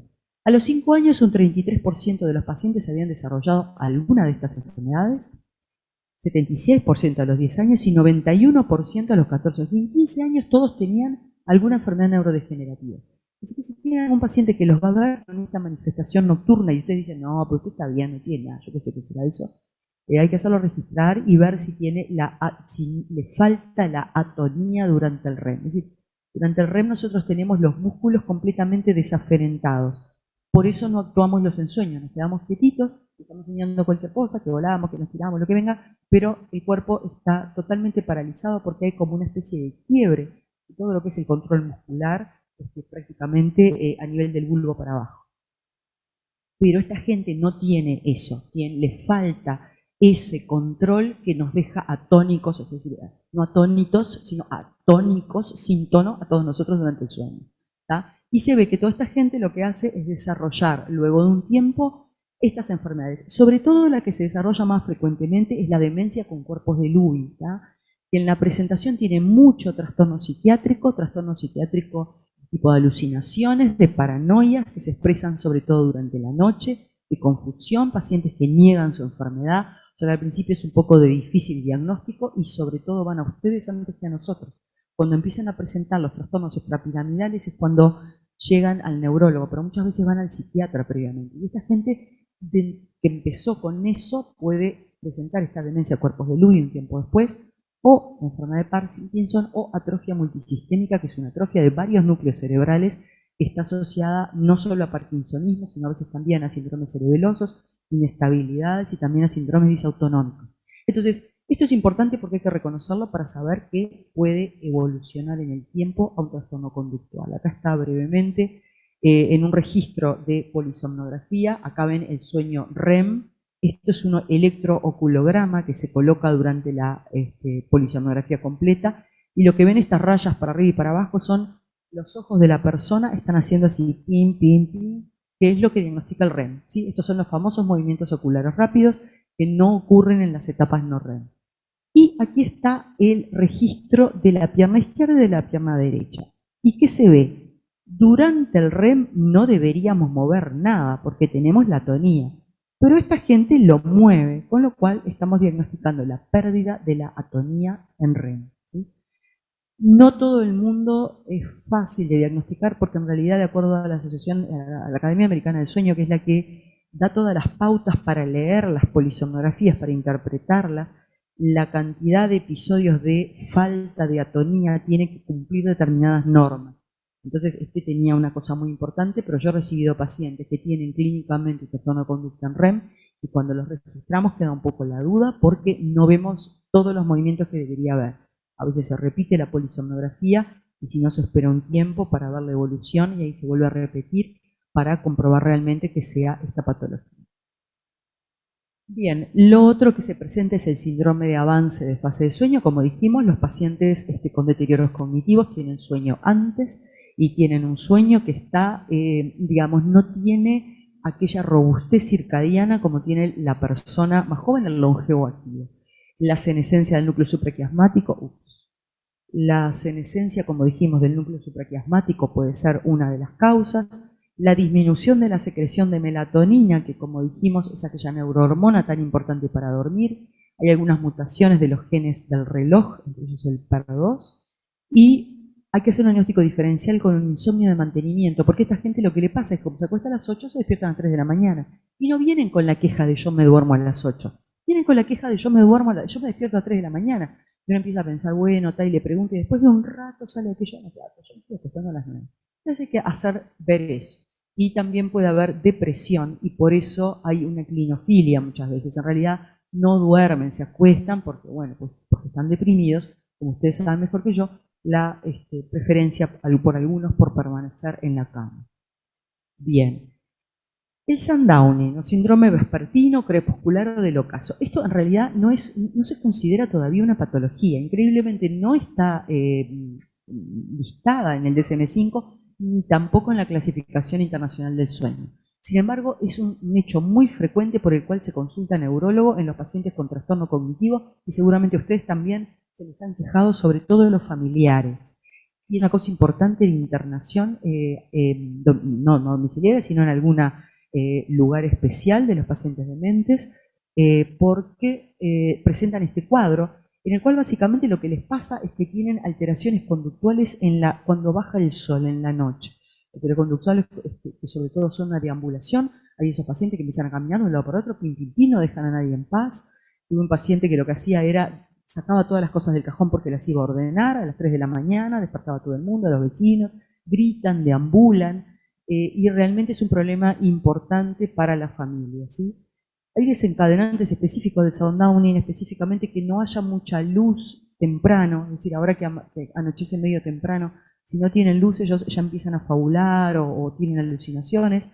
Si se estimulan con mucha pantalla o si están muy estimulados porque vienen los nietos, porque vino uno, porque vino otro, a veces ese tipo de cosas tampoco los favorece, o las infecciones intercurrentes que también pueden precipitar este elemento del síndrome. Bien, ahora vamos a pasar a qué hacemos desde el punto de vista terapéutico con todos estos problemas y con el adulto senescente con trastorno cognitivo mayor que viene a consultarnos. Básicamente todos vienen a pedir la pastilla mágica, seguramente también se lo piden a ustedes. ¿Cuál es la pastilla? Doctora, deme esa pastillita para dormir. Todos te dicen lo mismo. ¿Cuál es? Bueno, la que no produce resaca al día siguiente, es decir, que los va a dejar sin problemas, que sea solo para dormir, sin efectos adversos, que le produzca un buen sueño nocturno. Y la mala noticia es que un fármaco de ese tipo no existe, y mucho menos para el trastorno cognitivo mayor, en lo cual tenemos una neurodegeneración y otras alteraciones que provocan que sea de difícil tratamiento, ¿sí? No les voy a contar esto, se lo voy a contar muy brevemente, que son los fármacos que ustedes súper conocen. Esto es en el 2017, se hizo un estudio con un review en el cual se vio qué fármacos se podían recomendar en general para el insomnio. Básicamente el trastorno neurocognitivo mayor, lo vamos a tratar en principio también el insomnio de forma habitual. Las drogas Z, que ya mencionó la doctora. El problema con los trastornos neurocognitivos es que las drogas Z son son eficaces, pero cuando hay trastornos neurológicos severos, como ustedes saben, no son muy eficaces. Son en realidad para insomnios de reciente comienzo, en personas normales o con unas neurosis livianas, no para un trastorno neurocognitivo mayor o trastornos neurológicos que realmente se acompañan de insomnio y que son severos. En ese caso podemos usar los antidepresivos sedantes, ahí un poco depende de la experiencia de la persona que lo use. En Estados Unidos hay uno que se llama Doxepina, que acá no sé si alguna vez vino, yo la verdad nunca lo escuché nombrar, tiene un fuerte componente como antihistamínico, pero lo usan como antidepresivo. Ya sabemos que la trazodona y la mirtazapina ustedes no la usan tanto por el efecto antidepresivo, ni nosotros los neurólogos tampoco. Todavía lo usamos a dosis bajas para aprovechar el efecto, digamos, adverso de la sedación. Y ¿Qué tienen de bueno? Básicamente son, a pesar de que pueden tener algún efecto respiratorio, tienen mucho menos efecto que darle benzodiazepinas. Entonces, por eso es que muchas veces se usan. Los antihistamínicos en general no están muy recomendados, obviamente los antipsicóticos tampoco. Y después hay estas cosas que la gente toma, valeriana, acupuntura, homeopatía, las flores de Bach, todo lo que es alternativo. Personalmente les digo, no estoy en contra, mientras no le haga mal, tome de lo que quiera. Si hace un efecto placebo, muchas veces los médicos dicen, es un efecto placebo. Escúchame, si es un efecto placebo y no le hace mal, yo creo que es una postura personal. Qué bueno que lo tome, el asunto es que vuelva y veamos que está bien, de repente le permite bajar otros fármacos y de repente tiene una acción que nosotros médicos ortodoxos, alópatas, no conocemos, ¿no? Entonces, bueno, esto es un poco lo que ya sabemos. Han salido muchos estudios que seguramente ustedes conocen, les traigo este porque es de febrero de este año, sobre la asociación del riesgo de mortalidad con los antipsicóticos atípicos, ¿sí? Este estudio fue hecho en 1.700 personas y en 800 controles, de repente algunos lo conocen al estudio, y básicamente lo que se vio es que la olanzapina y la risperidona presentan un odds ratio, es decir, una asociación de riesgo de 32 a 35% de aumento de mortalidad. Hay que tenerlo en cuenta cuando damos esto solo para dormir. Obviamente nadie está diciendo que no usen olanzapina si lo necesitan, pero muchas veces vemos, sobre todo a veces médicos generales, espero no ofender a nadie, somos todos psiquiatras o neumólogos, o médicos de familia que usan un poco ad libitum, ¿no? La quetiapina, por ejemplo.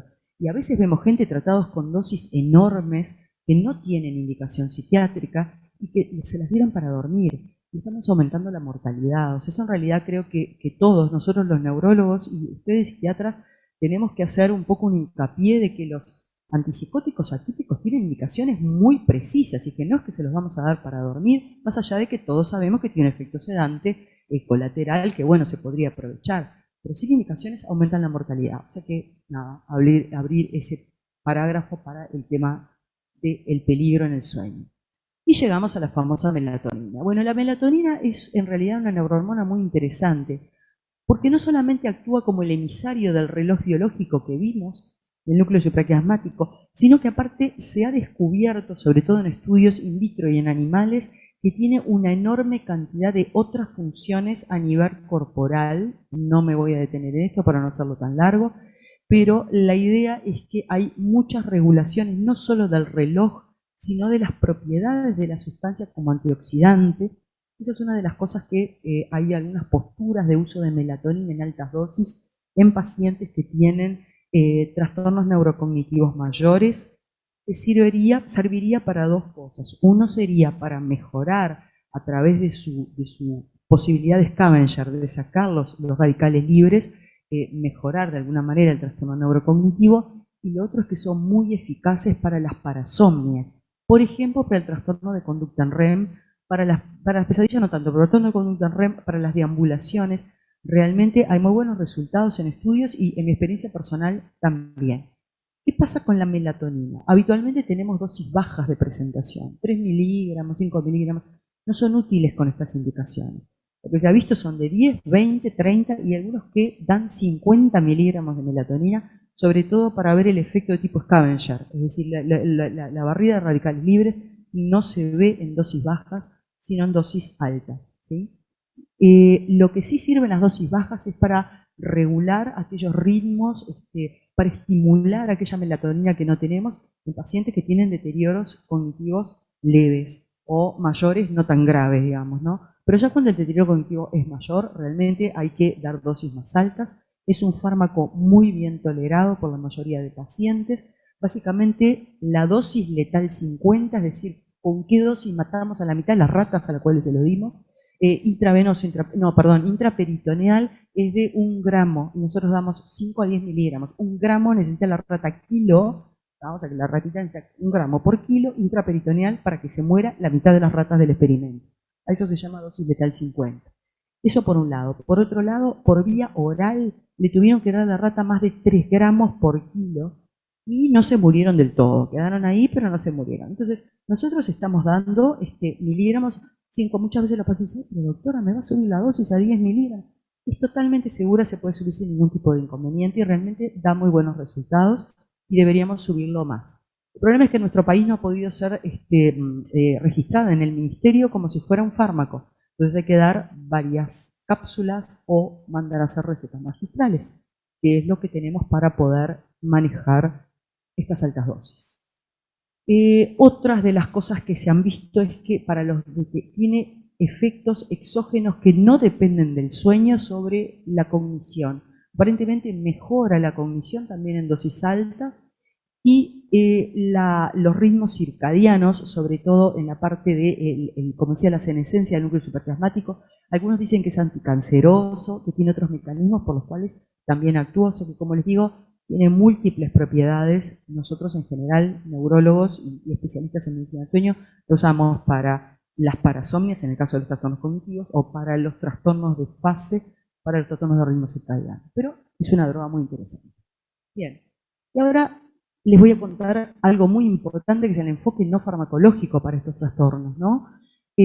Sobre todo, convencer al paciente de mantener los hábitos, lo cual sé que es muy difícil, pero a veces es convencer a los cuidadores. Porque a veces el señor de repente pobre tiene 3 cuidadoras, una cada 8 horas, y lo que hacen es lo tupen a pastillas o lo dejan dormido para que no moleste, y nadie lo levanta al señor, hay que sacarlo a la luz, que recuerden que la luz es muy importante, por más de que el núcleo supraquiasmático no responda tanto a la luz, hay que sentarlo a la luz, hay que estimularlo, hay que hablarle, no dejarlo sentado frente a la tele, ese tipo de cosas que ya sé que ustedes las saben, pero bueno, de alguna manera le ponemos énfasis porque es importante explicárselo al familiar. La terapia ocupacional, tenerlos haciendo algo, la musicoterapia, la socialización, todo esto es tan importante como los fármacos. Y a veces no es reconocido en nuestra sociedad, que va rápido y que no queremos detenernos a nada, los médicos a explicar, los familiares del señor a estar con el señor, y las cuidadoras mejor que se duerma si no me molesta y miro TikTok, ¿no? Entonces es una cosa un poco compleja y hay que tenerla en cuenta. Es el enfoque no farmacológico.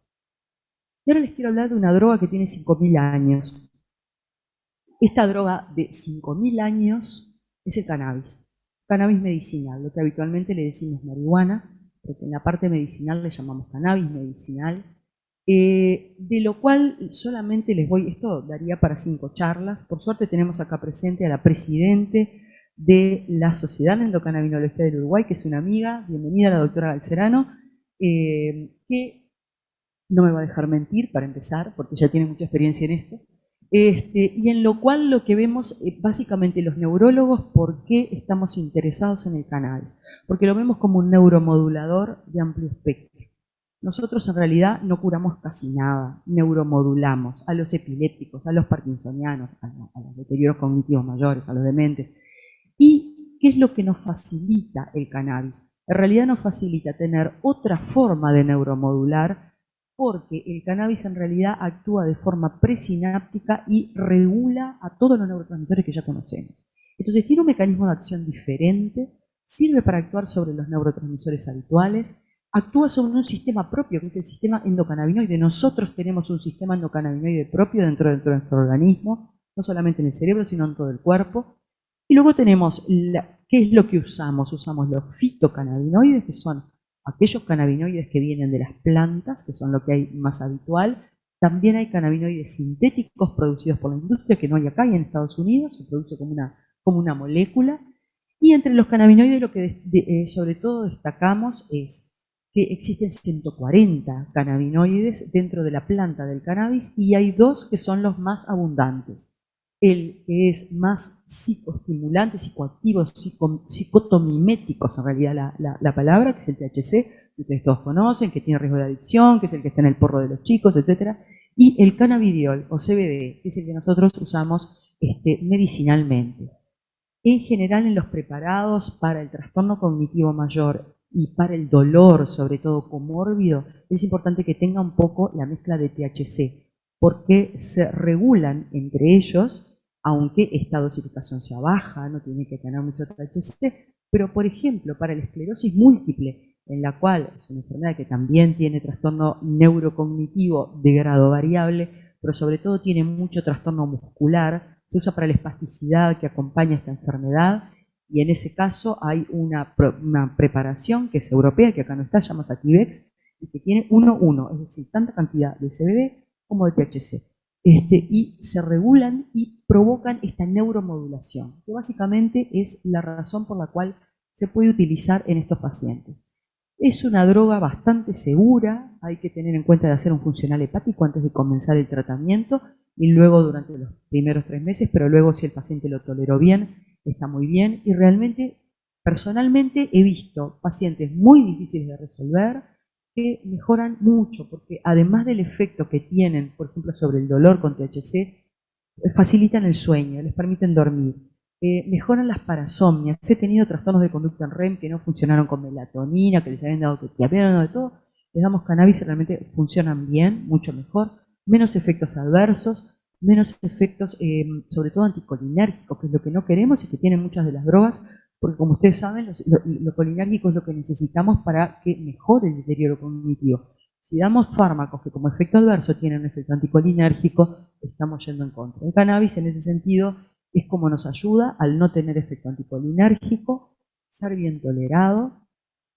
Y acá les quiero mostrar un par de trabajos. Este es un estudio terapéutico del cannabis en el sueño específicamente. Hay también en el deterioro cognitivo mayor, pero sobre todo les quería mostrar sobre el sueño, sobre todo el sueño comórbido, ya sea con enfermedades neurológicas o también con dolor. En mi experiencia personal, los trastornos del sueño que funcionan mejor con cannabis, yo no lo utilizo de primera elección nunca el cannabis, yo me empiezo a tratar con otros fármacos convencionales, el menos dañoso para el paciente, pero si no logro estabilizarlo, o si está tomando muchos fármacos que se están adicionando a los efectos adversos, ahí es cuando usamos el cannabis medicinal. Si hay dolor, por ejemplo, en la noche es sumamente eficaz, duerme mucho mejor, y también tiene un efecto antidepresivo leve, o sea que en realidad estamos de alguna manera cubriendo muchas de las síntomas que tiene el paciente, ya sea con deterioro neurocognitivo en general, que es lo que nos estamos refiriendo en este momento, y realmente el efecto ha sido beneficioso.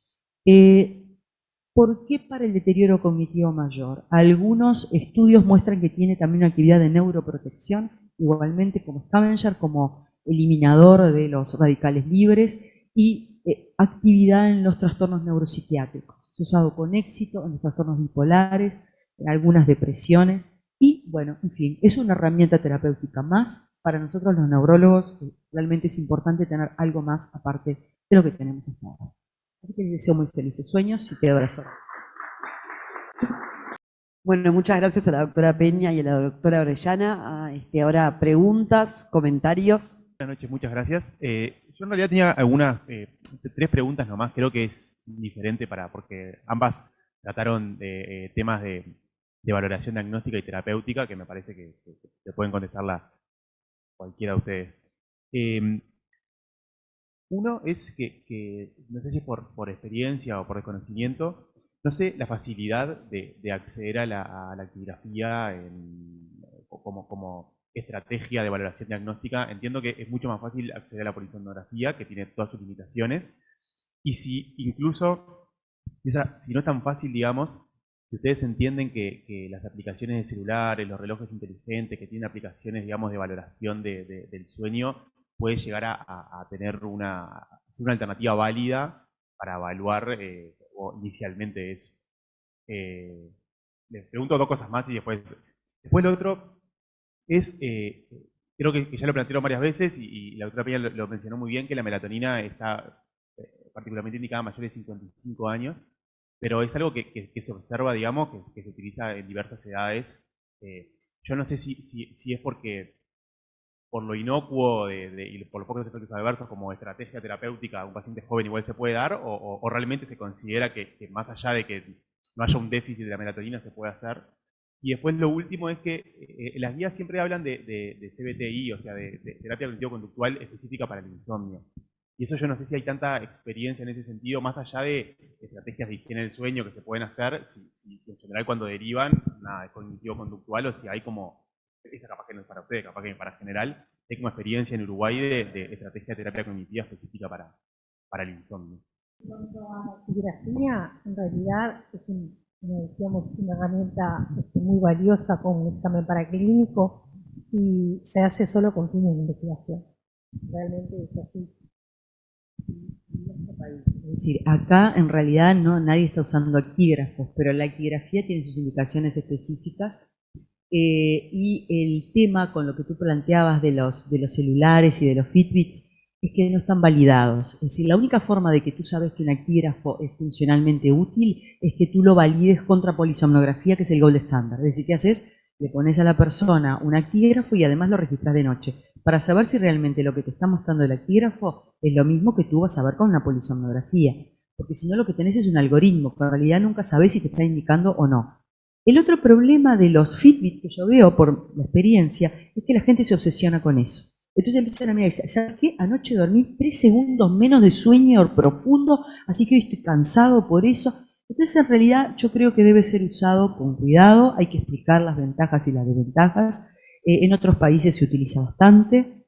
De todas maneras, es una herramienta de screening. Lo que te puede servir es para ver qué es lo que está sucediendo con ese paciente y sirve sobre todo. Las indicaciones específicas son para insomnios y sobre todo trastornos cognitivos mayores, etcétera, y para los trastornos de ritmo circadiano, en los cuales te interesa estar durante un tiempo evaluando una semana o 15 días.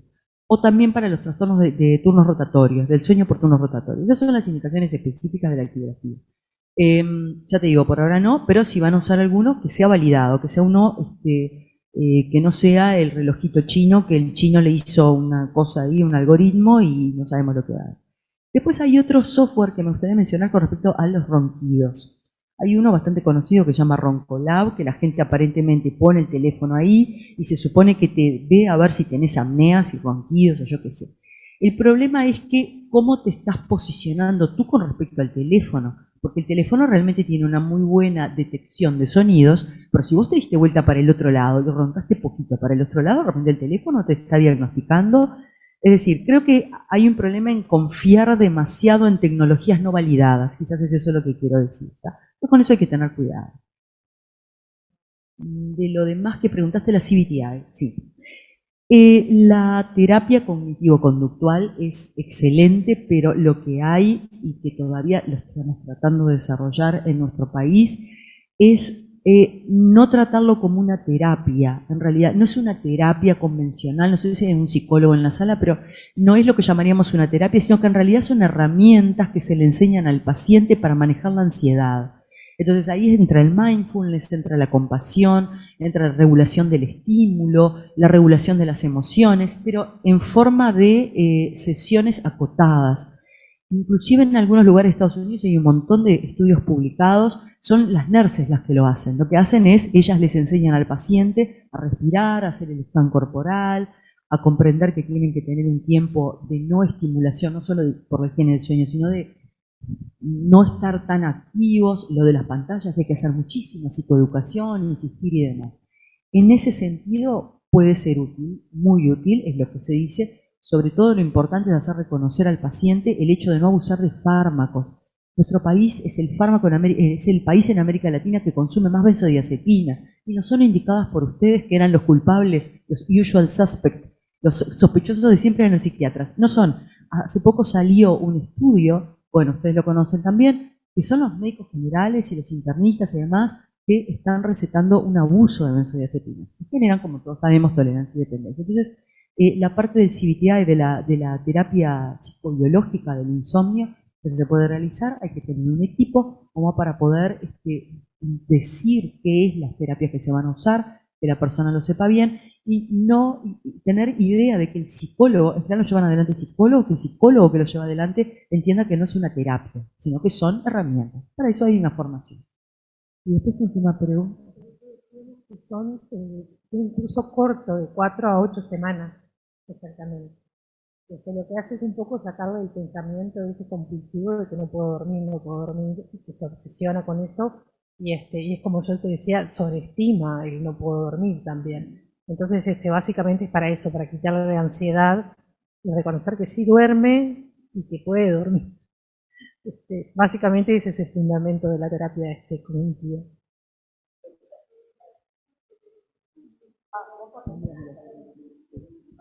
La melatonina en jóvenes. ¿Por qué la melatonina? En realidad la melatonina incluso se da a niños, por más de que tienen una enorme cantidad de melatonina natural en su cerebro. La melatonina, como te digo, es un neuroregulador de varias funciones. Entonces, por más de que sea un individuo joven, a veces inclusive hay una presentación que es sublingual y que va más rápido, La melatonina tiene un pequeño efecto hipnótico, o sea, de inducción del sueño per se, que en realidad es muy leve. Pero si estás tomando una persona que de repente no tomaba ningún tipo de psicofármaco previo, y no estamos hablando de trastorno, estamos hablando de un insomnio común. Y un insomnio que no tiene un trastorno, no tiene una neurosis, no tiene una psicosis, no tiene una neurosis importante, está un poco ansioso, estresado por la vida moderna y no tomaba fármacos, se le puede dar un solpidem sublingual y también lo podés apoyar con la melatonina. En general, después sacamos el hipnótico, efectivamente, como dijo Sandra, los hipnóticos deberían ser de uso acotado en el tiempo, y como el insomnio es una enfermedad crónica que evoluciona en empujes, si viene otro empuje del insomnio, el paciente ya sabe cómo regularlo con la menor dosis posible y no con el alprazolam de la abuela que se tomó todo el fármaco todo entero y después generó la dependencia al alprazolam en sacársela. Entonces un poco creo que el manejo periódico es ese, y que tú podés dejar la melatonina cuando sacaste los hipnóticos Z, 3 o 4 meses, y después si querés la sacás. Pero también le da esa sensación de me estoy tomando algo para dormir. ¿Cuál es el problema con todo eso? Que ha sido abusado el uso de la melatonina y ahora la gente dice que no sirve para nada. ¿Y por qué no sirve para nada? Porque no la dan a la hora adecuada. La melatonina hay que saber qué tipo de preparado estamos tomando para saber cuánto tiempo antes hay que darlo. Las melatoninas que se venden habitualmente hay que darlas 1 hora antes de dormir. Hay algunos investigadores que dicen que la dan 3 horas. En realidad, para la forma en que se absorben y la curva de melatonina, la das 1 hora antes de dormir, siempre y cuando la persona guarde una higiene de sueño con horarios regulares. Porque si alguien que duerme un día a las 10, otro día a las 12, otro día a la 1 y vos le das en esos horarios melatonina, estás desregulando tu núcleo supraquiasmático y tu glándula pineal dándole a cualquier hora. Entonces hay que decirle muy bien que tiene que guardar una higiene del sueño con un ritmo regular, dárselo 1 hora antes, y de repente se puede dar el melatonil fast para aprovechar el efecto hipnótico rápido, digamos. Cuando, o con droga Z, o cuando sacaste la droga Z, o ambas juntas. En fin, eso es un poco dependiendo de cada paciente, un manejo terapéutico, pero sí se pueden dar. Yo lo doy mucho en personas jóvenes. Ah, no lo dije, sí. Bueno, a raíz de una paciente que tuve recientemente. En realidad no es una contraindicación absoluta, sería una contraindicación relativa en pacientes que toman anticoagulantes como la warfarina. No hay estudios con los nuevos anticoagulantes, ¿no? Con el dabigatran y los demás. La verdad que no he visto estudios que digan que potencie la acción anticoagulante. Con los antiagregantes tampoco hay problemas, pero sí hay problemas con la warfarina. Puede ser una interrelación a nivel hepático con los citocromos o por acción directa. Esa es una de las cosas. La segunda, que también es una contraindicación relativa, es las enfermedades autoinmunes, algunas de ellas, no todas. Por ejemplo, en las enfermedades reumáticas, en algunas está contraindicado. ¿Por qué? Porque la melatonina tiene un efecto a nivel inmunológico. Inclusive uno de los mayores investigadores en melatonina se encuentra en Argentina. Lo hemos invitado, lo conocemos las dos, y lo hemos invitado a la Asociación de Sueño para hablar de melatonina y ritmo circadiano. Es un investigador del CONICET, un profesor que se llama Daniel Cardinali. Daniel ha trabajado muchísimo con melatonina y él ha estudiado específicamente este efecto inmunoestimulante. Entonces, yo lo pienso sobre todo por la esclerosis múltiple, que también es otra de mis subespecialidades dentro de la neurología. En la esclerosis múltiple lo que damos son inmunomoduladores que deprimen la inmunidad, empezando por los corticoides y siguiendo por los últimos neurointerferón, lo que te guste darle, ¿tá? En ese caso, si yo en realidad sabemos que la forma de regular la enfermedad es a través de un inmunodepresor, parece un poco contraproducente que le dé un inmunoestimulador. Entonces, algunas enfermedades autoinmunes hay que abstenerse. Y los otros son los pacientes que presentan parasomnias no trastornos de conducta en REM, que son las pesadillas. Personas que no tienen deterioro cognitivo y presentan pesadillas, en general yo me abstengo de darle melatonina porque uno de los efectos adversos son las pesadillas. Entonces, si vos le das a alguien melatonina y te viene a contar que a la segunda noche tuvo unas pesadillas horribles, suspendésela, porque no es que esté demente ni que esté deprimido, no, es un efecto adverso de la melatonina. Me felicito de haber venido porque la verdad que estuvieron muy bien. Muy interesante. Pero la pregunta es cortita. Ustedes hablaron de la melatonina, de las dosis grandes de melatonina y del CBD. Entonces, ¿qué dosis, cómo podemos tener dosis grandes de melatonina? Que me ha pasado alguna vez de pensar en eso, pues yo creo que no sé si alguna vez te había escuchado a ti. Y también el CBD, digo, ¿dónde podemos recurrir? El que nos pueda, no sé si hay presentaciones que podamos manejar y que no dependa del que elabora el CBD. Mira, en mi experiencia personal lo que hago con las melatoninas es las mando a farmacias con receta magistral. La que los hace bien, sí, es Matías González. Le mandás con una receta tuya, no verde, una receta blanca con tu nombre y le pones los gramos de melatonina que tú querés por comprimido. Tiene que ir antes con la receta y ellos te lo hacen como receta magistral y te lo entregan no enseguida porque no tienen, o sea, lo tienen que hacer. El paciente va y una semana después lo retira directamente. Si te exigen receta, y ahí puedes hacer, tú solicitas la que quieras. Te lo dan en una sola cápsula, otra cosa buena, no hay que darle 300 cápsulas, hay una sola. Y realmente yo no he tenido problemas. El único sí que voy a decirte, si querés tratar a alguien con altas dosis, por ejemplo más de 20, 30 miligramos, no empieces de arranque con los 30 miligramos. Empezá un ascenso leve, cosa que no está escrito por ahí, o por lo menos yo no lo he visto, pero en mi experiencia he tenido un par de pacientes que no me han funcionado bien cuando le empiezo de arranque con 20. Entonces ahora estoy empezando con 5 una semana, 10 la otra semana, y ahí le paso a los 20, y ahí sí veo el verdadero efecto que estoy buscando. La otra cosa es decirle al paciente que lo tiene que tomar por lo menos un mes. La melatonina no es una cosa, salvo ese efecto hipnótico leve que tiene, para ver el efecto cronobiótico, el efecto de Scavenger o cualquier efecto, hay que estarlo tomando durante más de un mes. Eso lo tiene que saber muy bien el paciente. Porque es el otro mal efecto que tuvo, el mal uso que tuvo la melatonina. Llegó como, es una sustancia natural, te va a hacer dormir. Y entonces iban a la farmacia y el farmacéutico se la daba, la tomaban 2 días, en horario inapropiado, con una absorción más prolongada a cualquier horario y no tenía el efecto que se suponía que tenía que tener. Entonces ahí se pervirtió el fármaco, que es un poco lo que no queremos que pase con el cannabis. Con la respuesta del cannabis, como tenemos a la super especialista, ¿se fue? Bueno, está. Entonces voy a tener que contestar yo. Mira, en este momento creo que hay una gran apertura y un cambio de paradigma mental de los médicos frente al cannabis medicinal. Cuando yo empecé con la doctora Galcerano, en realidad todos me miraban con cara rara en neurología y me decían, ¿qué te pasó? No sé, estás drogándote, cosas raras. Y en realidad lo mío fue que vi el efecto increíble en estos pacientes con esclerosis múltiple, que les habíamos dado todo tipo de antiespásticos, baclofeno, la pobre gente se caía del efecto sedante que tienen los baclofenos, las tizalidinas y los otros relajantes musculares. El CBD no tiene tanto efecto sedante, lo puede tener, tiene un efecto antidepresivo, pero no necesariamente muy sedante. Y realmente el efecto que tenía sobre la espasticidad conjuntamente con el THC era realmente muy bueno. Entonces, bueno, ahí fue que empecé, vi que no es psicotomimético, es decir, no vi ninguno que se volviera adicto, ni que viniera con psicosis, ni cosas raras de todos los pacientes que hemos tratado. De ese momento, que hace 7 años hasta ahora, en este momento en las farmacias hay 5 productos distintos de cannabis medicinal. Por ley, en este país no podemos tener más del 1% del THC. El producto que tiene mayor cantidad de THC que es necesario, por ejemplo, para el dolor y para los trastornos neurocognitivos es necesario, no así para la psicosis como los bipolares o las epilepsias. Ahí hay que darle solo CBD, que también hay productos de solo CBD puro. Pero si necesitas un poco de THC, hay algunos productos que tienen hasta un 6%, que es un rango bastante bueno para poder sobre todo tratar el dolor, por ejemplo, y algunos casos de insomnio.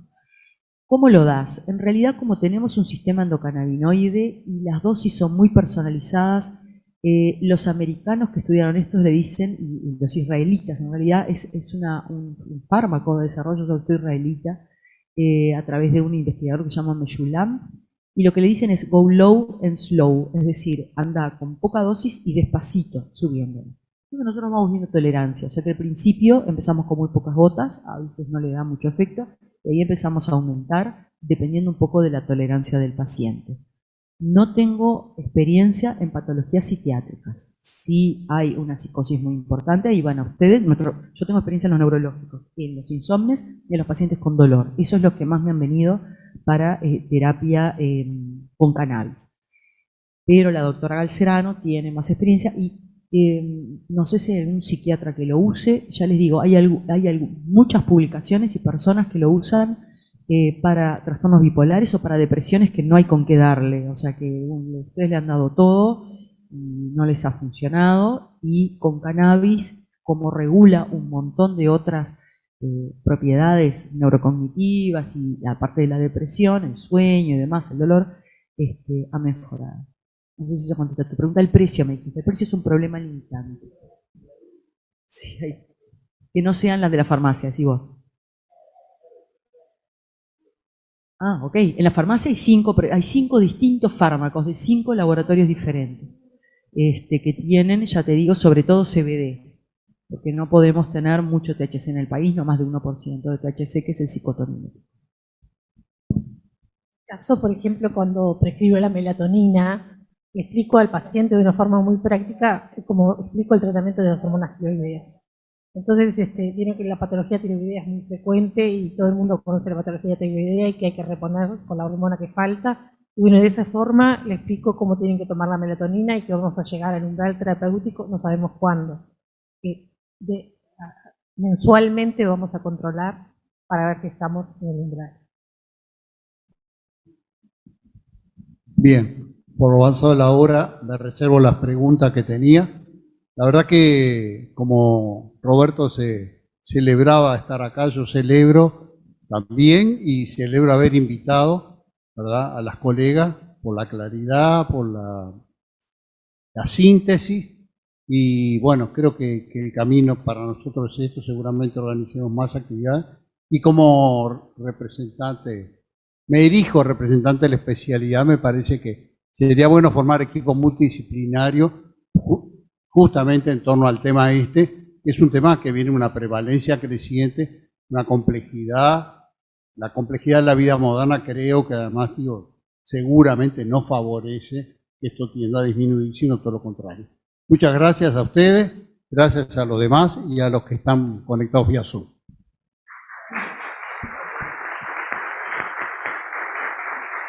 Bueno, ahora los invitamos a tomar y comer algo y pueden seguir conversando con las expositoras. Saludos.